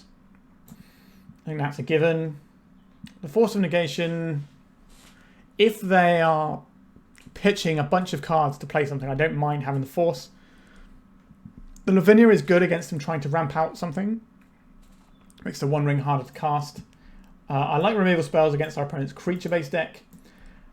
I think Spell Pierce just gets upgraded to a Hydroblast. I think that's easy. I like the Exorcise. We've seen Fable. We've seen the One Ring, so that's going to have targets. Dress Down is going to occasionally be useful. I don't mind having the access to the Loam lock because our opponents seem to have a lot of non-basics there. Do I want lots of forces? Like, our opponent's probably going to have things like Magus of the Moon and Miserable, things like that. We could board in the Null Rod. It shuts off treasures from the Fable and it shuts off the One Ring. I'm not sure if we need to do that, though. So what would I cut from this pile of cards? One wonders. The Endurances don't seem the most important. They haven't shown us any graveyard plan. They are removal spells, but we have other removal spells too. So just a couple of Hydroblast I think is probably okay. I think there is an argument to board in some Wastelands here. But I think... Do I want this Council's Judgment? This also gets rid of the One Ring. I do like that. Maybe we just get rid of 2 Endurance and rely on the Euro. This does leave us very low win condition-y. I do like to get the games actually won. Terminus is fine. Prismatic Ending is fine, but maybe Prismatic Ending we can trim on and replace it with a Council's Judgment, just upgrade it, because Council's Judgment is going to be 3 mana for whatever our opponent plays, whereas the Prismatic Ending is unlikely to kill a bunch of things. I like having access to a Hydroblast. I also like having access to a Swords to Plowshares. We're on the draw. We can hopefully find a land somewhere. I am going to keep this one. Turn 1, Magus of the Moon will obviously suck for us, but I think that's fine. You take these chances, right? Okay, this is unlikely to lead to a Magus on turn 1, but not impossible. A Chrome Mox. So normally they would want an Ancient Tomb Star. I'm assuming Ancient Tomb is in their deck, looking at the spells we saw last game. Shatter Skull Smashing. Is this just going to be a Chalice on 1? No, they just tapped it and did nothing with it. Not sure what happened there. Our opponent might be relatively new to Magic Online and then maybe having a bit of trouble with the interface. But when you try and pass phases with mana in your pool, it comes up with this big window that says, are you sure you want to do that? I'm going to play this out. We need to have access to coloured mana if our opponent Maguses. So we have to play this one out instead of just wastelanding our opponent. If they play a Fable of the Mirror Breaker, then we can Hydroblast it. If they play the One Ring, that's pretty good here. A Trinisphere. How do I feel about Trinisphere? What do I have to say about Trinisphere is a better question. And the answer to that is nothing. So I guess the Trinisphere is in. Okay. A little bit more on the stompy side than I thought. Glad I kept in all my forces and stuff, even though now they're not very good. Okay, so what do I want here? I think we need to find a Meticulous Archive and get working towards another land drop. Counterbalance, not your time. A Prismatic Ending. I don't hate that for later. But we are a little bit shields down over here. We could wasteland their thing to stop them getting something like the One Ring going. Makes the Moon very bad for us here. Here comes the One Ring. I'm not sure what the 4-drops they're really going to have in their deck. Here it is. We cannot interact because of the Trinisphere. We need to find that Exorcise. We do also have a Council's Judgment, but that will require us to find some mana as well. I think we're just going to lose to the One Ring over the course of some turns. I think the One Ring is definitely one of the cards that is holding back control decks, because these decks traditionally have to spend multiple cards to make things ahead of curve, and then they kind of get answered by whatever we're up to, right? But, you know, our counter magic and stuff can get there. But when they have the ability to just go, okay, we're going to One Ring you as well, that is an issue. Because it sort of recoups all that card advantage and just makes it really hard to be a control deck. Because you have to answer the first few things and then they just get the One Ring and kill you. I think it's the One Ring and So Micah Spawn are the two cards that are stopping control from being particularly happy right now. Right, you're drawing some more cards. Good for you, opponent, I guess. We can't play an Endurance, but we can do a Planar Genesis at end step. Maybe finds another land, gets us towards casting some bigger stuff. Digs us towards an Exorcise, which can answer this. But the problem is this is tapped twice, so it's already doing a lot of work. And then we're going to have to sort of come back from the brink against this. But we're holding up the Hydroblast in case our opponent plays something we need to answer right now. Notably, Mages of the Moon. Broadside Bombardiers. Is this a thing I have to answer? We have a Swords to Plowshares. I don't have to use a Hydroblast. I think I'm okay if our opponent attacks us and flings one of these permanents. I will take 2 damage. And then in the end step, I guess we probably have to get a Tropical Island and cast a Swords to Plowshares on this. I certainly like Swords to Plowshares a lot more when it costs us only 1 mana. A Force of Will. That is not unhelpful. I guess we pass. We can pitch cast a Force if we have to, or we can just do like Planar Genesis stuff, and we're holding up for the Hydroblast. Alright, the One Ring continues to do the One Ring things. Maybe we are supposed to have the Null Rods in here. I'm worried that our opponent has access to Leyline of the Void, which is why I don't want to be all in on Uro as our win condition. Uro also dies to Pyroblast potentially as well. Now, how is a control deck supposed to put up with like decks that just draw in 3 extra cards a turn, and then most of those cards they draw are threats? It just seems like a tough time to be a control person. Our opponent is very far behind on clock as well. Do I care about Broadside Bombardiers? I don't think that's my fight. I'm more worried about them having like a second main phase Mages of the Moon. Okay, they're just going with that mana. Mana's just gone. Okay, if you want to fling any of these permanents, I don't mind. Interesting, tap some mana and then just let it go. They could have just Control Z and undid it. Okay, Planar Genesis. We need you to be good. Would I like a land in play? Our opponent hasn't really leveraged much out of this One Ring yet. Okay, Tropical Island. We're getting close. So we could Planar Genesis into a land. We could deploy this Endurance as a removal spell. Our opponent's definitely going to have more lands. I don't think Wasteland in them is the correct thing here. We could Prismatic Ending away the Trinisphere.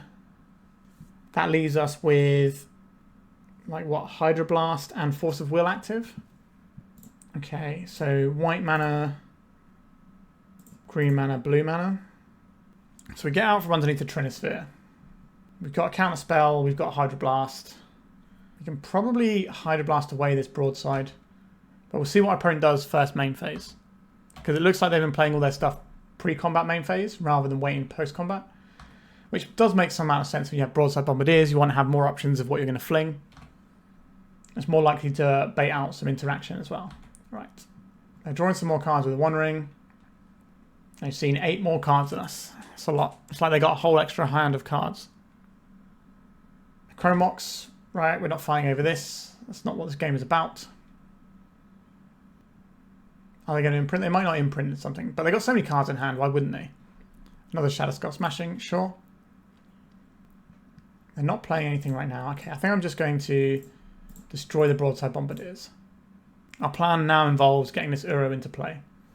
which should be a difficult thing for them to answer unless they have Broadside flinging the One Ring, or if they have multiple Furies or the Pyroblast. But I imagine they probably still have Chalice of the Void in against us. I don't believe we have the option to counter Chalice of the Void here. I don't think that's where we need to point this force.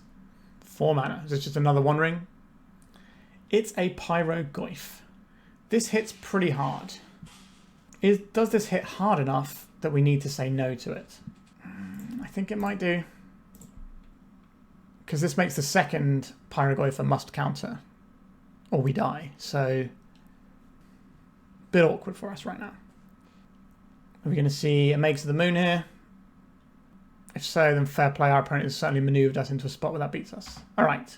The Trinisphere isn't what we're about right now. It does mean we don't get to do the most efficient turn possible. But that also depends. Ooh. That is an interesting one, isn't it? We could just get the Uro in. Alternatively, we could play the Uro and maybe find a land anyway. So white, colourless, green. Oh no, sorry, we need blue, don't we? So we're probably using this for blue, this for colours, this for green. Let's get our Uro in, gain a bit more life. Buffer our life total. If we find a land here, then we can actually cast a spell. And it might be a useful spell.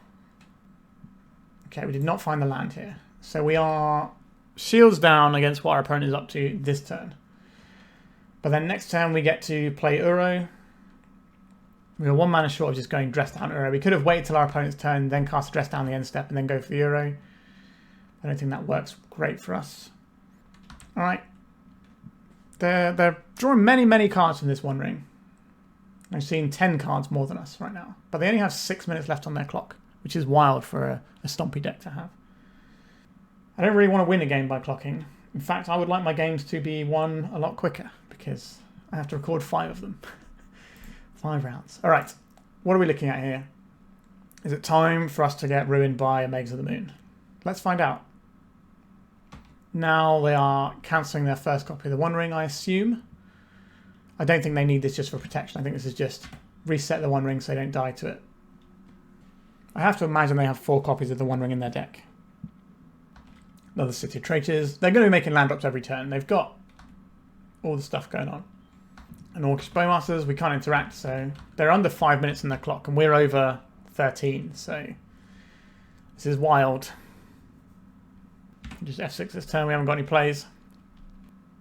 So basically our opponent's deck is assuming that having Barragoyf and Bowmaster is going to be an upgrade on like the regular mono red decks. And I don't think a single mono red deck top 8 at a challenge this week. So maybe mono red is falling out and people are needing to look for some additional options.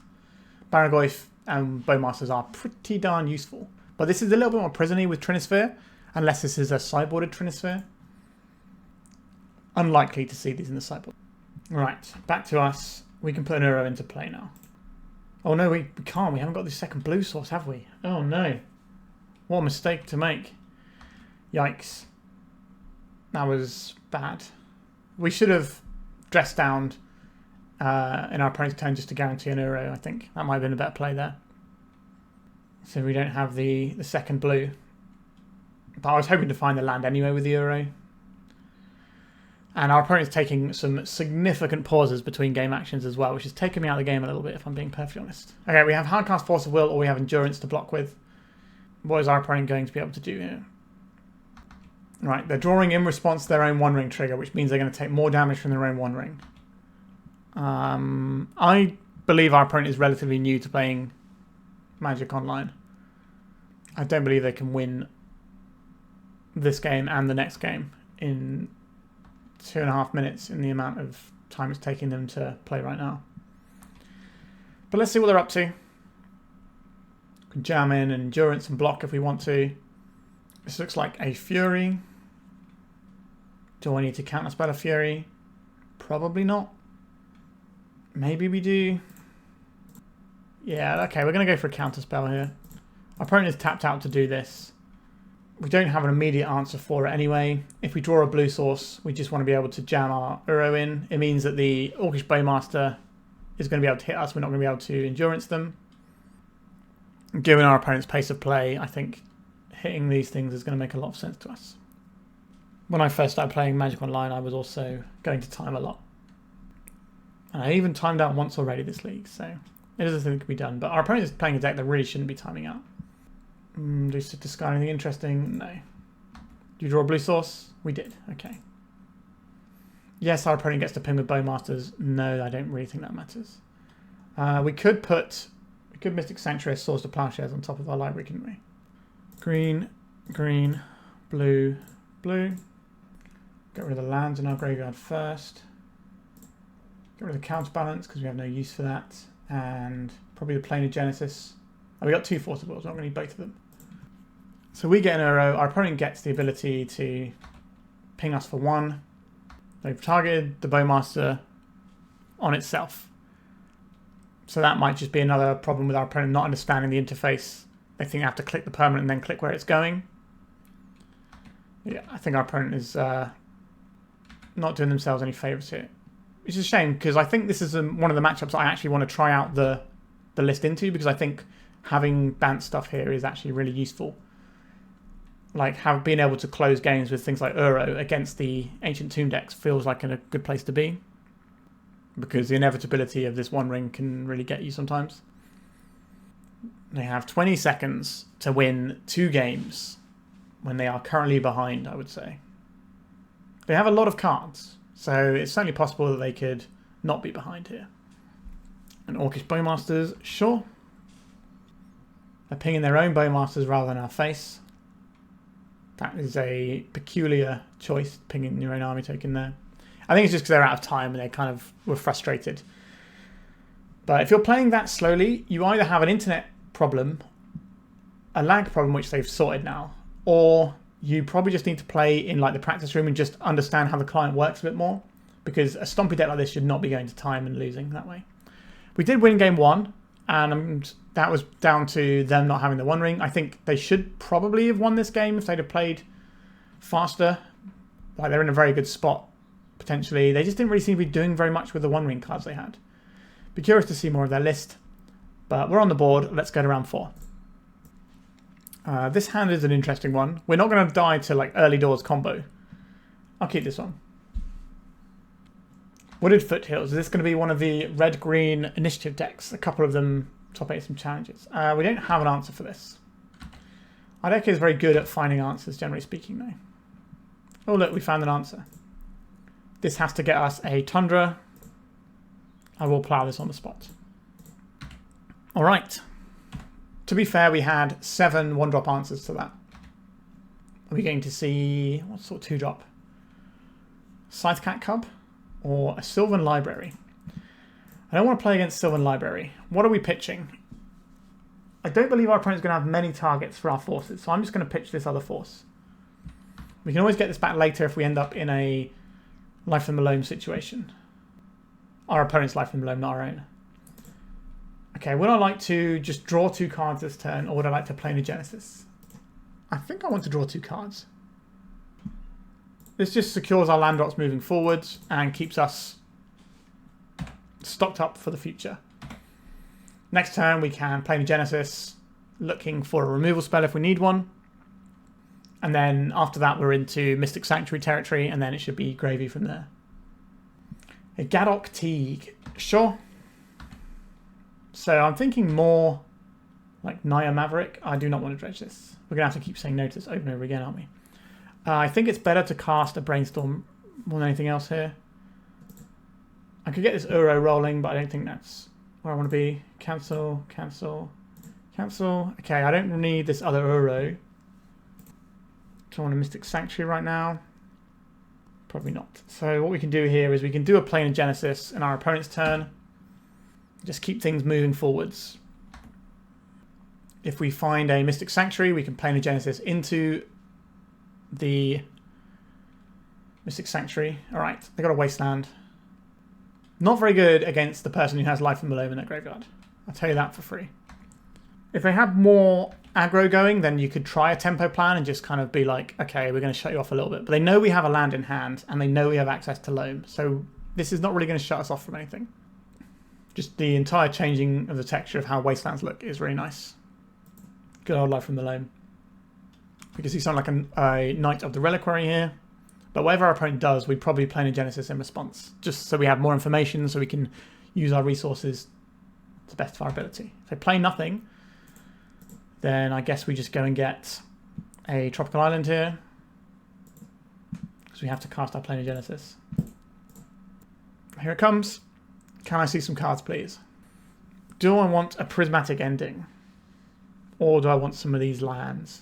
I don't think I want the lands. We say no to putting a land into play. We say yes on proposition, Prismatic Ending. Let's see what we draw here. Don't want this Loam. An Endurance. Okay.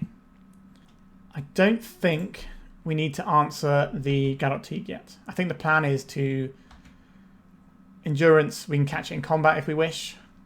And then we can Prismatic Ending away. Endurance of our opponent's very own. That's going to get rid of our life from the Loam. Okay. So we can Endurance and eat up this Teague. And that will turn our Prismatic Ending back on. We'll put these lands into our opponent's deck because they probably have some kind of Knight of the Reliquary action. Alright, they're going to plow our guy. That's fine. That kind of erodes the damage from this Endurance. Our opponent's got 3 cards in hand. An Outland Liberator. This can hit our Counterbalance when that becomes a thing we're doing. Okay, Meticulous Archive, please. Counterbalance. I don't think we want the Counterbalance right now. I think these Endurances are looking mighty good. We could cycle this for a land and then put it back on top immediately, try and catch this, and then have the ability to draw a bunch of stuff. I definitely want... Okay, I think we cycle this for a Mystic Archive, or do we need another white or green source? Sorry, Mystic Sanctuary, I meant, not Mystic Archive. I don't really want to put the Lórien Revealed on top is the issue. I think we put the Hedge Maze into our hand here. Make it easier to cast Uro. A Brainstorm. I do like moving cards around. I'll put this on top. So we're aiming to attack one of these things in combat. There's a plateau. So they can Wasteland in response before they go to attacks. I'll float to green. So unlikely to get this Endurance to do the thing we want it to do now. But nevertheless, we have a thing that's going to stop their attacks. We will put this back into their deck because we don't want them to be able to pump their Knight to the Reliquary or possibly bring it back with something like a Ramunap Excavator. Because Outland Liberator tells me that our opponent is running Green Sun Zenith. And Ramunap Excavator is quite likely to be in a Green Sun Zenith package. They can send damage by attacking with everything, but then we get to pick off what we want to. A Brainstorm. I would very much like to cast a Brainstorm right now. I'm going to leave open Endurance mana. Swords to Plowshares and a Terminus. I am a big fan of having this Terminus, but we have to get rid of the Gadot Teague first. So that means we are putting probably Prismatic Ending on top, and then the Terminus. And then we can play this out, and then we can plow this if we want to. And then we're just in the Uro time of the game, and we should have gotten over the hump, I think. Yes, you play on more creatures. I don't think they're attacking here. In the end step, we will plow this Gadot Teague. We'll untap a Terminus. What a miracle. We lose our Endurance here, but they lose all of their things. What do we leave on top of our library? Prismatic Ending. That is a fine card to have against our opponent, so I will draw that card. And now we have access to the cards in our graveyard whenever we want them. So we've got a Plow, we've got a Terminus. We're just going to be a Green Sun Zenith X equals 2. Sure. We're looking for Keen-Eyed... What's it called? Keen-Eyed Scavenger? No, Collector? I can't remember. The raccoon that exiles cards is like Scavenging Ooze plus. Keen-Eyed Curator. That's the one. Curator. We got there in the end. I suspect that's what they're going for here. They could just be going for some kind of threat. But I think they are a Scrib Ranger. Hello, Scrib Ranger. More like Scrub Ranger, am I right? Let's see. So they are going to get Uroed pretty hard here. Let's Uro them. Green, green, blue, blue. We'll get rid of land, probably Brainstorm and Counterbalance, because those are things that are hard for us to reuse. And then I think it's the Lórien Revealed. Put this in. Okay, so we've now got the Thwart set up as well. Do I want to put a plow on top of our library here? I think so. I'm just going to keep their board clean. We're in the end game zone with Uro and Thwart. Uro being able to put in extra lands after we thwart here is really good. It means I can pick up these surveil lands without worrying. Do I want to thwart this? I think I do. So the first Mystic Sanctuary won't put anything in. Green Sun's End X equals 1. So is this going to be an Elvish Reclaimer? They know we have just a Hierarch. Interesting. I don't know if they need the blue mana or not. So we have this plow if we want it. We can deploy a Meticulous Archive, I think. Maybe, I think it was supposed to be the other one, actually. I will leave this on top of my library. I will attack. Put this Mystic Sanctuary in. Put this Thwart on top of our library. Yeah, we should have put the Hedge Maze in, because then we could cast the Endurance. I'm just trying to be aware of our clock, since we are behind. Which is where we're going to be all the time. I don't think we need to hit this. I guess they could have Minsk and Boo. But we can deal with that with the cards in our hand. If they're tapping out for Minsk and Boo. Alright, we just get the win. So our opponent has got a bunch of creatures that we want to kill. So we just want to be killing creatures. I like Council's Judgment. It looked like our opponent was more like Naya Maverick than they were Naya Depths. So I don't know if we need these Wastelands. We didn't really see much tech from our opponent in that front. So I would like this. What are they running red mana for, is the question. Are they running any initiative creatures? Probably not. Are they running Minsk and Boo? I have to imagine that's what they're running. Do I run these just for Minsk and Boo? Uncertain. I don't believe we need Force of Negation here. We just want to be trading 1 for 1 with our opponent and then gassing up. So we could afford to have 1 Hydroblast. We could just have 1 Wasteland so we have more mana just overall in our deck, which is a nice thing to pivot to. Consign to Memory. I don't think that's where I want to be here. Carpet obviously not doing anything. Narset is just card advantage. We can just play this to try and... It shuts off the Sylvan Library. And it gives us the ability to dig for more removal. Is that better than a Hydroblast? Having 1 Hydroblast in our deck is kind of interesting though. But we have the Council's Judgment already. Alright, I'm just going to have the Narset. Just... Trade 1 for 1, trade 1 for 1, gas back up with Narset, gas back up with Uro, and win the game. 2 removal spells, 2 card advantage spells. I'll keep this. This is pretty much what I signed up to do today. Leyline of the Void. Sure, we have answers for this if we need to. I don't even care about this Ignoble Hierarch. I'm not even going to answer it. I'm going to play out this Flooded Strand so that we can get a basic if we need to. The basic planes comes at a significant cost to us because it slows down our Mystic Sanctuary, but whilst we're underneath Leyline of the Void, we don't care about that. I suspect we're going to see a Knight of the Reliquary here. Just going for another Mana Dork. Interesting. I'm going to bash for 2 here. This feels like they're building up towards a Minsk and Boo.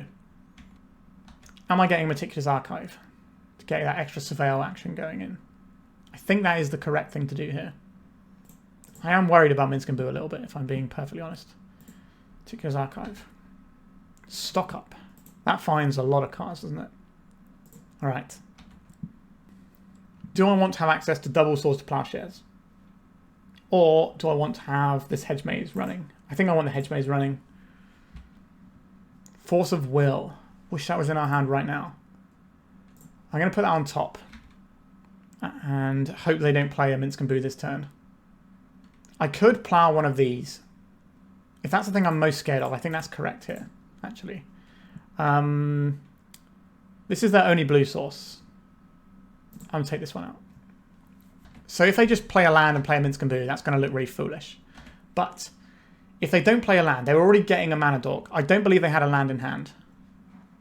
If we can get to our next turn with the counter spell for Minsk and Boo, then I think we're good. Yeah, they're just getting Mana Dorks. This just feels like they're trying to get Minsk and Boo on the stack, and we have the answer for that on top of our library. So I really like the play of killing that a lot now. So I think we just stock up here. Not great selection of cards, if I'm being honest. Flooded Strand, I think we take. Counterbalance probably is fine here. Not a very good stock up, but then we don't have to draw through that pile of 5 cards at least. I don't know if they're running Mages of the Moon style cards. So this is going to be the Minsk and Boo that we have anticipated this entire time. Fleetfoot Dancer. This is just some guy. Okay, we're just going to take 6 damage from some guy, and then next turn we'll plow it. That's fine. I think I played against somebody playing this the other day as well. Okay, we already have our Surveil lands. I think we deploy the Counterbalance.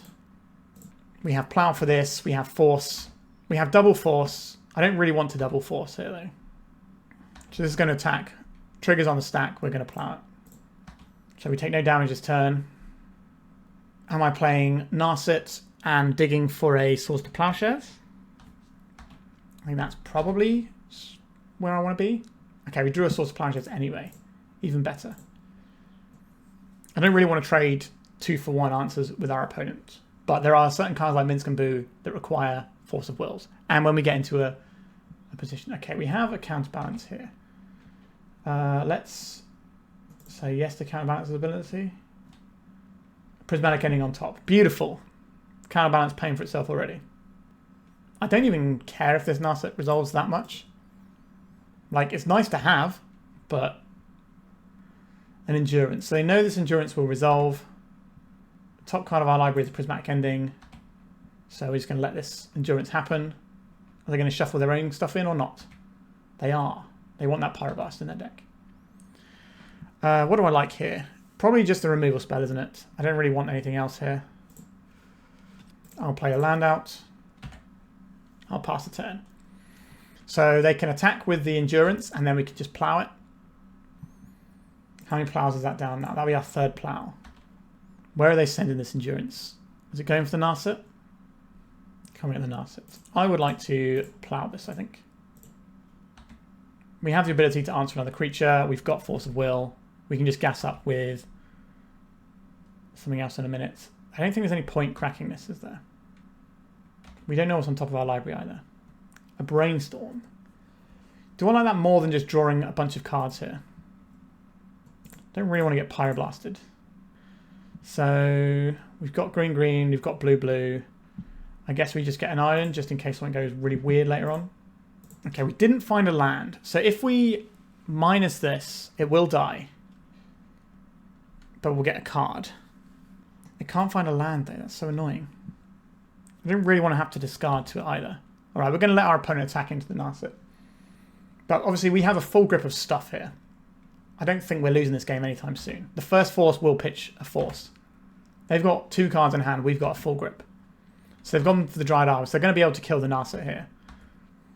But this is effectively gaining us 3 life. Right, so now we can try and shape these cards a bit better.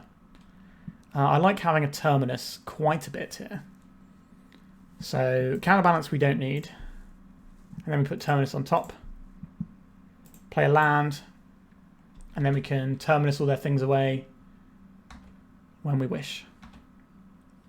I would like them to play something before they attack. That would be the best. Oh, here we go. So we know this won't flip because of what we put on top of it. So we'll say no to this one. Also, Planar Genesis does allow you to shuffle off of a Ponder or clear the Ponder card, the Brainstorm cards. So no to this. Let's cast this Brainstorm. We need to put 2 cards back, so we'll put back a Counterbalance and one of our Forces, I think. Alright, our opponents just had enough. I don't blame them. We have a full grip of cards. We have Counterbalance. We're going to wrath their board. Next turn, we can cancel Judgment this away and just keep working up. Alright. So we are 2-2, and one of the rounds we lost to time, one of the rounds was a multi-4, and we just couldn't find the other thing. So I think the deck is performing really well so far. Let's go to the final round and see if we can put a 3-2 on the board. We're on the play. It's fine. We have something against a big spooky Oopsal Speller. Or some like anti-reanimation stuff. Alright, Meticulous Archive. Find us the goods. Like, we've got a Ponder coming here. Do I want the Spell Pierce? I think so. We're going to be playing instant speed a lot with what's in our hand. So the value of a Spell Pierce is up. Alright, we're going to get wasted. I will deploy the island here. I don't know what colour we're fetching with this. Okay, our opponent could be Blue-Black Reanimator, which should hopefully be a matchup where we shine a little bit. Because we beat their fair plan with our control aspect, and we've got some tools for their unfair plan as well. I think we're getting a Tropical Island given the texture of our hand right now. Our opponent's probably going to think we're a combo deck as soon as we put this Planar Genesis on the stack as well. Because this is normally a thing you see out of Omnitail decks. Do I want one of these lands? I do want one of these lands. Do I want it to be a Misty Rainforest or a Tundra? I want it to be a Misty Rainforest. I'm going to play this land out. Then I'm going to... Why am I fetching here? I'm going to get the Tropical Island here. I think we're doing this so that we... Yeah, no, that's right. We're doing this so we can hold up the Spell Pierce here. We could leave our fetch land untapped. Maybe have some white mana. We'll not put one of these in. I don't think you're going to get to entomb us, opponent. We could even let them entomb if they are on an entomb deck, and then try and get the 2-for-1 of stopping the reanimation spell by endurancing them. We are pretty close to having an Uro. We need one more blue source, and we can just Wasteland something. Wasteland can target itself if you just need a card in the yard. I don't think I want to do that. I think this Wasteland is more likely to be a card that helps us play around our opponent's own Wasteland, just giving us more mana. Alright, I think we just pass. I think we're in an okay spot here. The opponent's not really doing anything over there.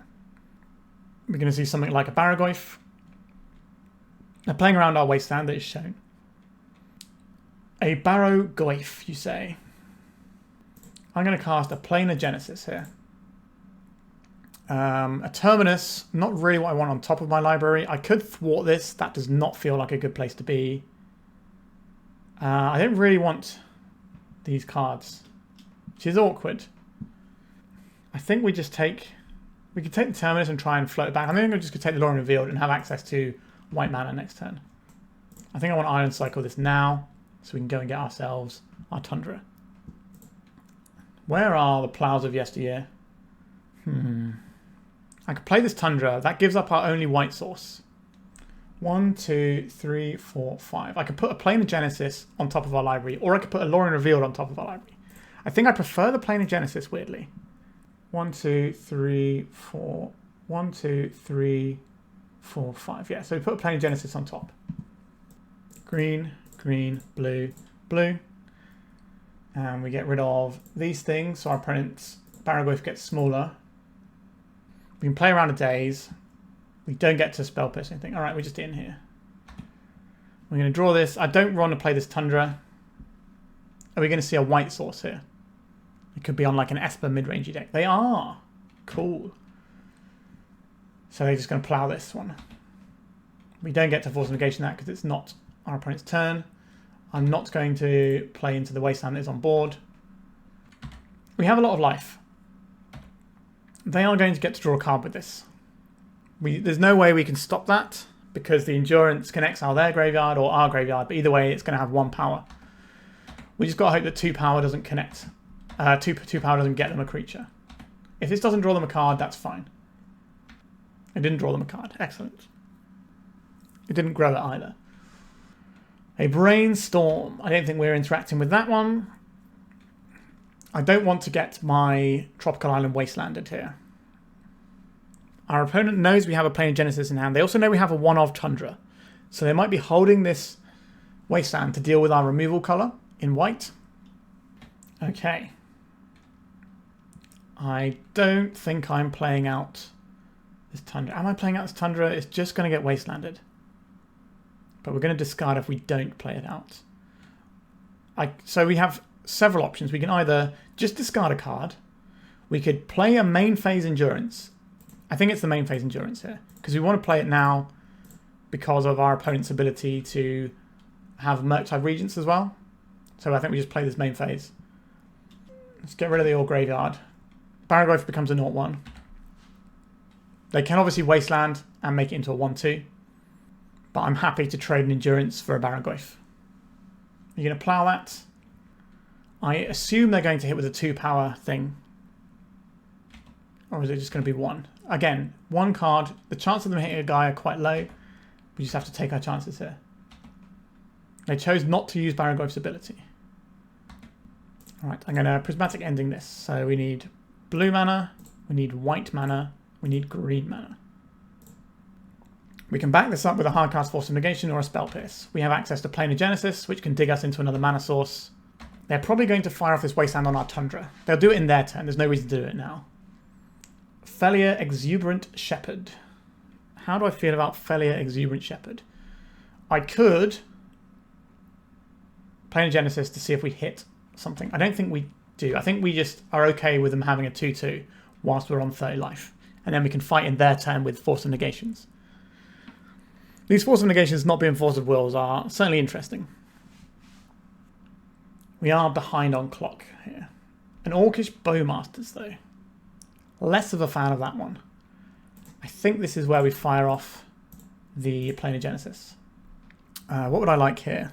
I think I would like to Force of Will this. Do I want to Force of Will this? Is it a big enough of a problem that we need to Force of Will it? When we can just chuck some endurances in there. But then this failure kind of gets to do its thing, and that's annoying. We could just take a dress down. Alright, I think I'm going to take this Force of Will and try and convert this Spell Pierce into something a bit more useful. The time for Spell Pierce appears to be waning. A Force of Will of our opponent's own. Okay, I could Wasteland their Wasteland so they really can't get taken off of white removal here. Which I think is what I'm doing. Wasteland's not looking particularly hot in this matchup. Not for us, anyway. What is this? Start your engines. Each opponent sacrifices a creature or vehicle of their choice. Each opponent who can't discards a card. So this is just an engine with the failure. So we could discard 2 cards to get rid of this forever. Or we could discard 1 card now and 1 card next turn. I guess we're discarding and exiling our Force of Negation to it. Our opponent's getting a bit low on resource over there. Okay. So we are going to lose our entire hand here. Because this is going to blink it and then they're going to take the last card. Ugh. The double force there, which is not normally what you want in this matchup, but it really helped our opponent out. Now, they are down to nothing here. Does Momentum Breaker... I can't remember if it draws you a card if they can't do anything.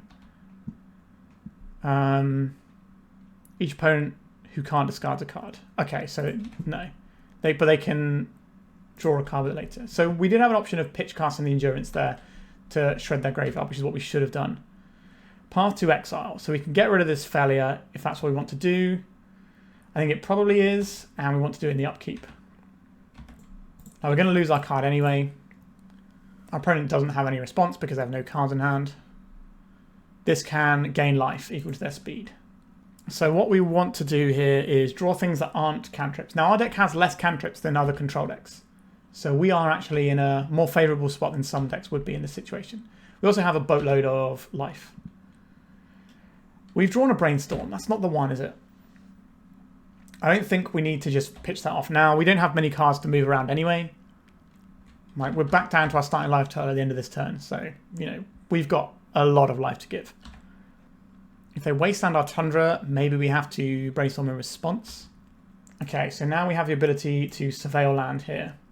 If we Surveil Land now into an Uro, we can cast it. So I think we do that now. We could just put this removal spell on top of our library instead, though. That also feels pretty good. All right, we can take a hit from the Bowmasters. We don't want to see a Wasteland on the other side of the table here. Brainstorm for our opponent, that could find them a Wasteland. Did not find them a Wasteland, so we do get to answer the Bowmasters. We have to be careful about how we fire off our Brainstorm, though. If they have a Bowmasters, they should flash it in now. A Force of Will. Okay. Again, we have lots and lots of life to work with. Fetch lands are good. We've got a load of removal in our deck. Pretty good Brainstorm for our opponent there. Finding Force of Will and blue card. We need to try and claw back some time on the clock. Okay, play a second Bowmasters. A Baleful Strix. Okay, that's fine. I was wondering if I cast the Brainstorm response. Okay, this... They're going after our... What? They're not going after our removal colour. That is wild to me. A Thwart. Okay. Not really what I want. Am I brainstorming here? I don't think I am. We've got a bit of life to give. When we start getting under 10, then we can worry about that. But we've got 2 turns where we can just take the hit here. It's not a lot of damage. It's fine. Are they max speed? They are max speed. I don't think this matters for anything other than them gaining life here. So we can thwart, but it comes at a cost. A Surveil land. Okay. Another Brainstorm that can go into the graveyard for now. So if we bounce 3 islands, the next island, the Mystic Sanctuary, will be enough to get back our removal spell. We're going to leave our graveyard popped out since we're in Mystic Sanctuary territory now. And that's not really what our opponent wants. We kind of need them to cast a spell so we can thwart and get back our thing. We could Brainstorm and then thwart our Brainstorm, but I don't think that's a great play. I would like to Terminus, please. That feels like a very, very good time for us right there. And now we can Brainstorm in peace. An Uro. I like the Uro here. Put land. Land. Get the Uro back here. Cast this. And now we're just properly in it here. We are in the zone. I think this game is over. We get the Uro into play next turn. We have Plow and Thwart ready to go.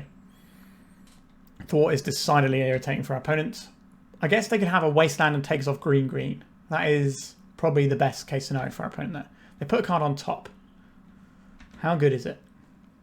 Is it a hard cast Force of Will? Could be. Blue, blue, green, green. Get rid of Wasteland, Misty Rainforest, Tropical Island, Endurance. Get rid of one of those. We want to be able to loot them at some point, and a Brainstorm is fine. Is this just hardcast Force of Will? It's an Orcish Bowmasters. Do I want to plow this or do I want to thwart this? I think I'm going to plow this. I would like to set up my thwart in ways where I get to get it back with the Uro. Alright, just another plow. Okay, opponent. I think you're in some amount of trouble here. Have you got another good rip over there? Kaito. No, thank you.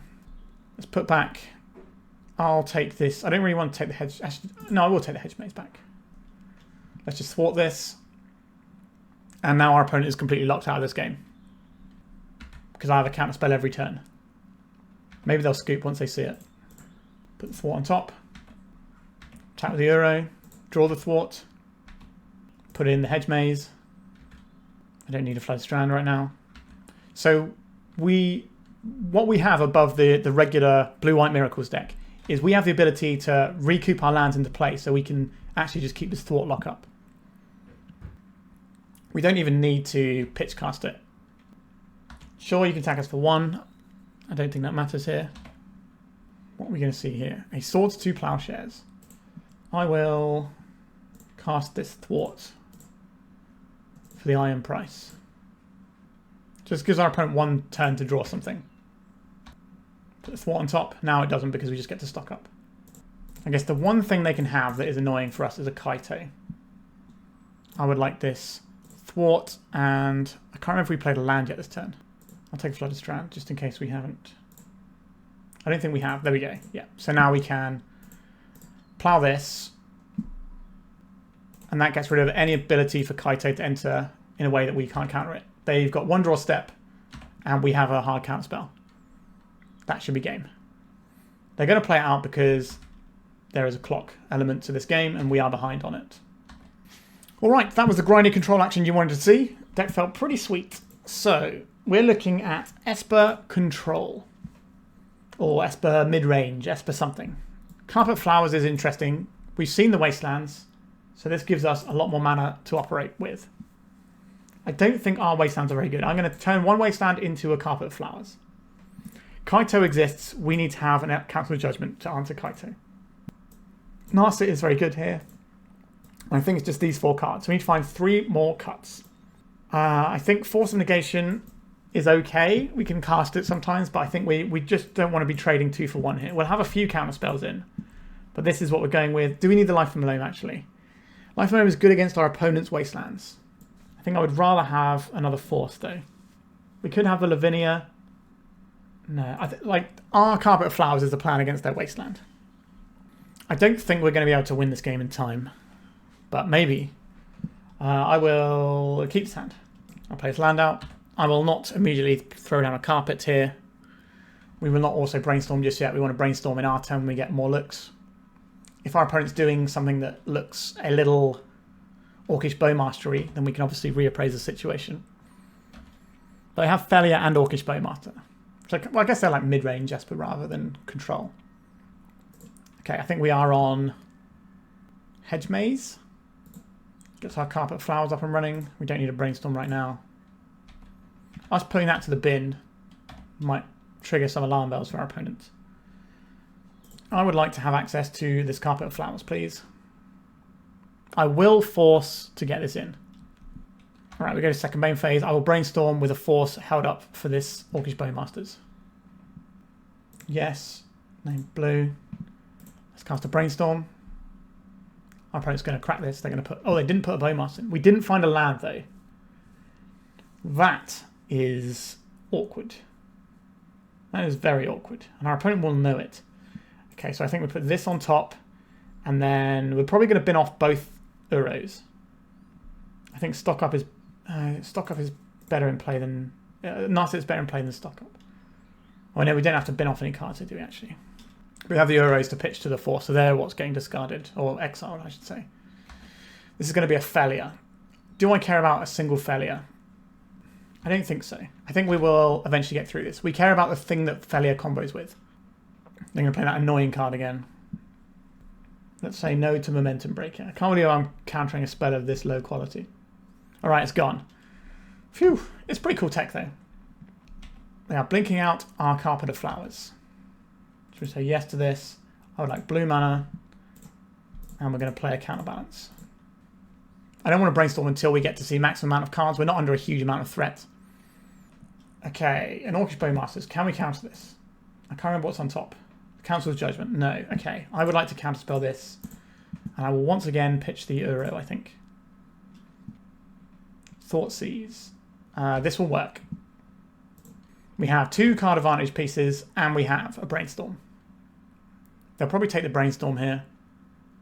They did take the Brainstorm. I believe we know the top card of our library at this point. I can't remember what it is. It's been a long league. We're over the 3-hour mark recording. Council's Judgment, that's what it was. I'm just going to add it so we can skip through the next one as well. Alright, our opponent has 3 non-islands, which is very irritating for us. A Wasteland, that is also very irritating for us. How long do we continue playing this game? Like, I think we're actually relatively close to stability here. We just need some lands. Like, we have useful spells. Our opponent is running a bit low on fuel over there. I will play out this land and hope not to get wastelanded, because we want to have 3 mana for stock up next turn if we draw it. We only have 2 arrows left in our deck, but that should be plenty. We've obviously got the endurances as well. We're getting Thoughtseized again. Nope, it's Baleful Strix. I will flip the Counterbalance. It's a Swords to Plowshares. Alright. So they're going to get to draw an additional card here. So they've assembled a little engine. But we do get to kill their failure, depending on what they have in hand. So we get some white mana off the carpet. We'll plow the failure. They might just have another failure. But that has to get through our Counterbalance. We're just F6ing at this point. Here comes a failure. What have we got on top? Tropical Island. Alright, that's something new. I think we're not a million miles away from being okay here. Stock up, finding us more lands is going to be pretty clutch. We know this doesn't counter it because it's a tropical island. 2 card draw spells that aren't drawing cards. Big fan of that. Give me blue mana, please. 1, 2, 3, 4. So we're pretty close to dying here. Stock up, let's go. Alright, Counterbalance, are you going to counter this one? No. We have Terminus in our deck, so we can't draw Terminus next turn, actually. Yeah, we would just concede and have more time for game 3. Alright, 9 minutes. That's doable. I don't want to make any differences here. I don't think so. Getting wastelanded was really irritating there. But we got 20 lands and Carpet Flowers. That's so many lands. Now, obviously, we have a different suite of cantrips. We had 2 Lórien Revealed as well, though, so I'll keep this. 1 from removal, emergency, counterspell, redraw, that also shuts down cards in their deck. And a big mana play there. Meticulous Archive, let's get half a Ponder going. Carpet Flowers. Okay. Wasteland. Not a fan of that. I will play this carpet out now. Our opponent will need blue mana at some point. This does give us a whole bunch of triggers to click through, but I think 9 minutes is enough. Thoughtseize, that's fine. You can probably take the Narset here, I would imagine. I don't think I'm going to pitch 2 Force of Wills to stop this. Thoughtseize. We need to buy enough time so that we can draw into our deck, really. I think naturally when the game goes long, we win. So we just need to make sure we enable that as a situation that happens.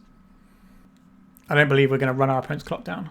I think this is a slam dunk, take the Narset, but I don't know what's in our opponent's hand. Yeah, it's at the Narset. Just get another carpet down.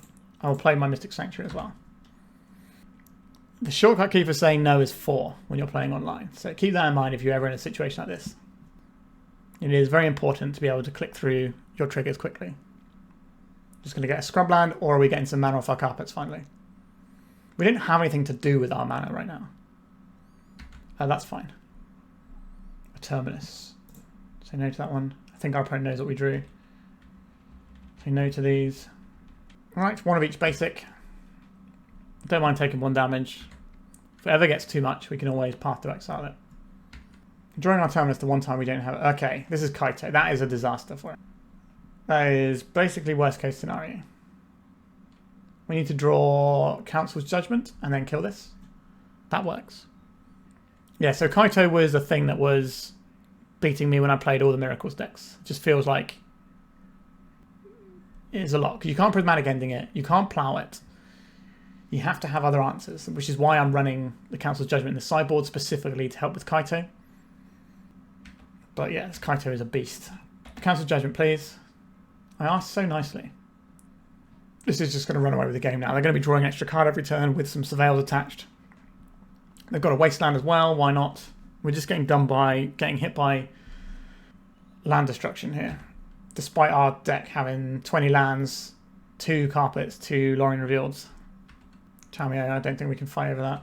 We need to fight to get over something that gets rid of this Kaito. Just going to get Tundra.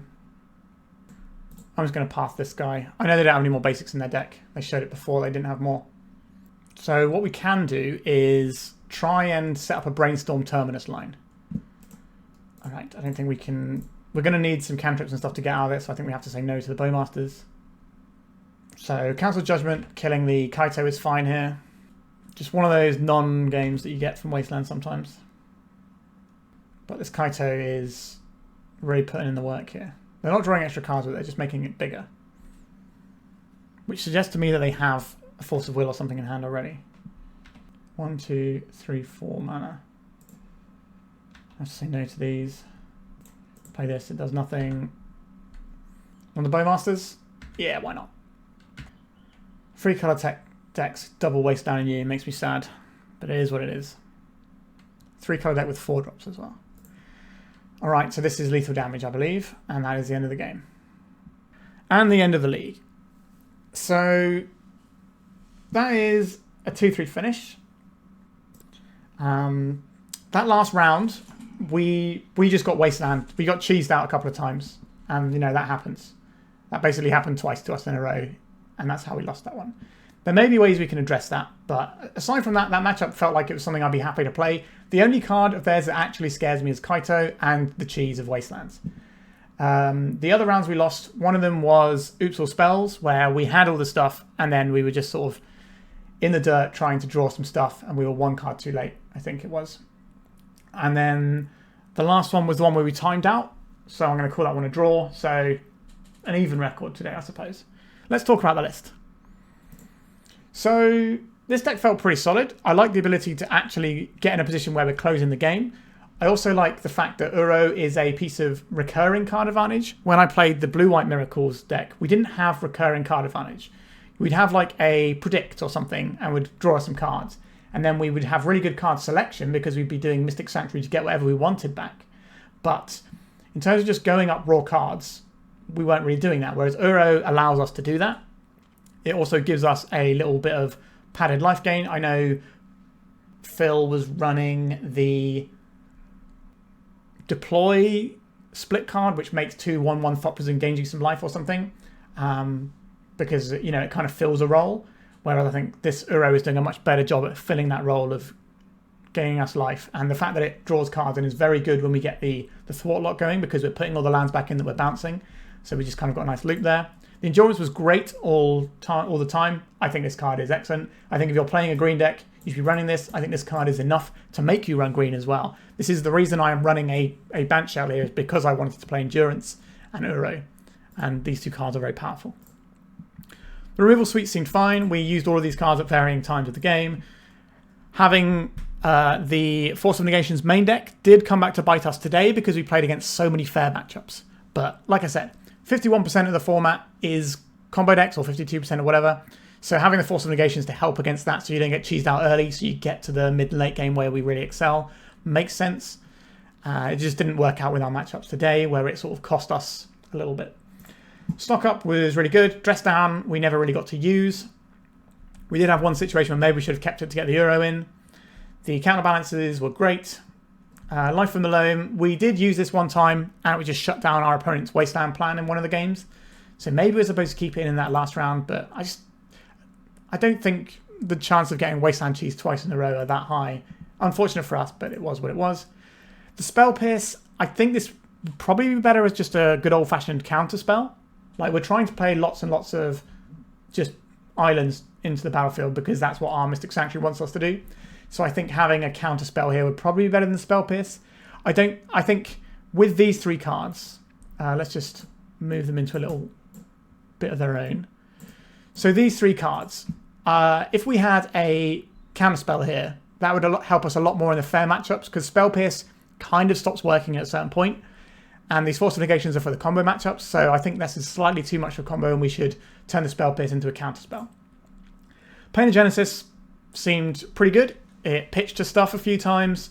It also dug us nicely without worrying about Bowmasters.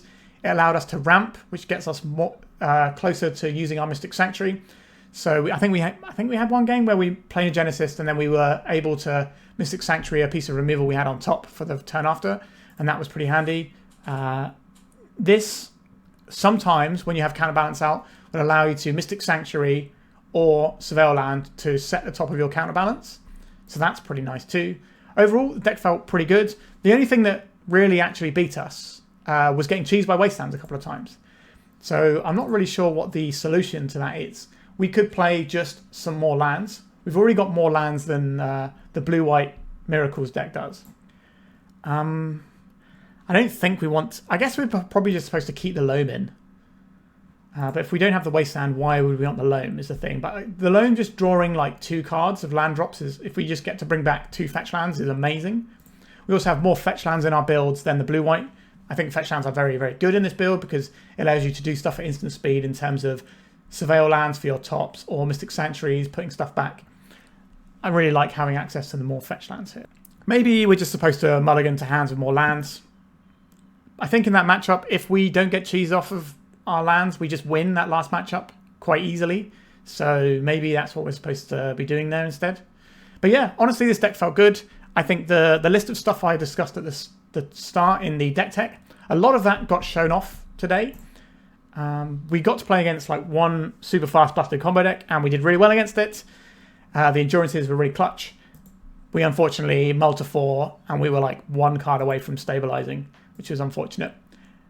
But yeah, I think the deck gave a good performance. We had lots of really interesting play, even if the record is just like an even one. I think Bant Miracles is definitely a direction that I would like to go. At some point, I'm probably going to try and formulate my own blue-white Miracles list. Now I've sort of got some different thinking. Like I've been playing Phil's list, which are very hard to play because there's lots of small, weird little cards that you basically have to play lots of games and be the one who built it to know quite how to use them, I think. Whereas this is sort of something that I've built so I understand how all the parts fit together a little bit better. So I'm going to take this learning and see if I can apply it to playing a straight up blue-white Miracles list and see how that goes. It might end up being blue-white-black, I'm not sure. But the problem is getting the good graveyard hate into the blue-white deck is the more difficult thing. Anyway, quite happy with how this deck went. Playing it against the clock is a little bit difficult, and we need to be a bit more aware of that. It definitely cost us some choices here and there. I think the round that we lost due to time, we were going to win that round, I believe. So overall, a thumbs up. There's a lot you can do with this Thwart Mystic Sanctuary shell, but I think some of the stuff I've done here feels pretty good. All right, I hope you enjoyed this one. Please remember to like and subscribe, and check out the link in the description to a recent Eternal Durdles podcast episode where they're talking about like building decks and all that sort of stuff. Yeah, goodbye. If you'd like to support me in the channel, please check out my Patreon. It has a free guide to budget turbo depths as well as 3 tiers of support. A low-cost one that enters you into my monthly raffle for a free donation deck on the channel, a mid-tier subscription that gives you access to my detailed turbo depths guide that is updated every month as well as regular articles, and lastly the higher tier gives you all of the above as well as a monthly donation deck for my channel. If you're interested in supporting the channel this way, please check out the link in the description.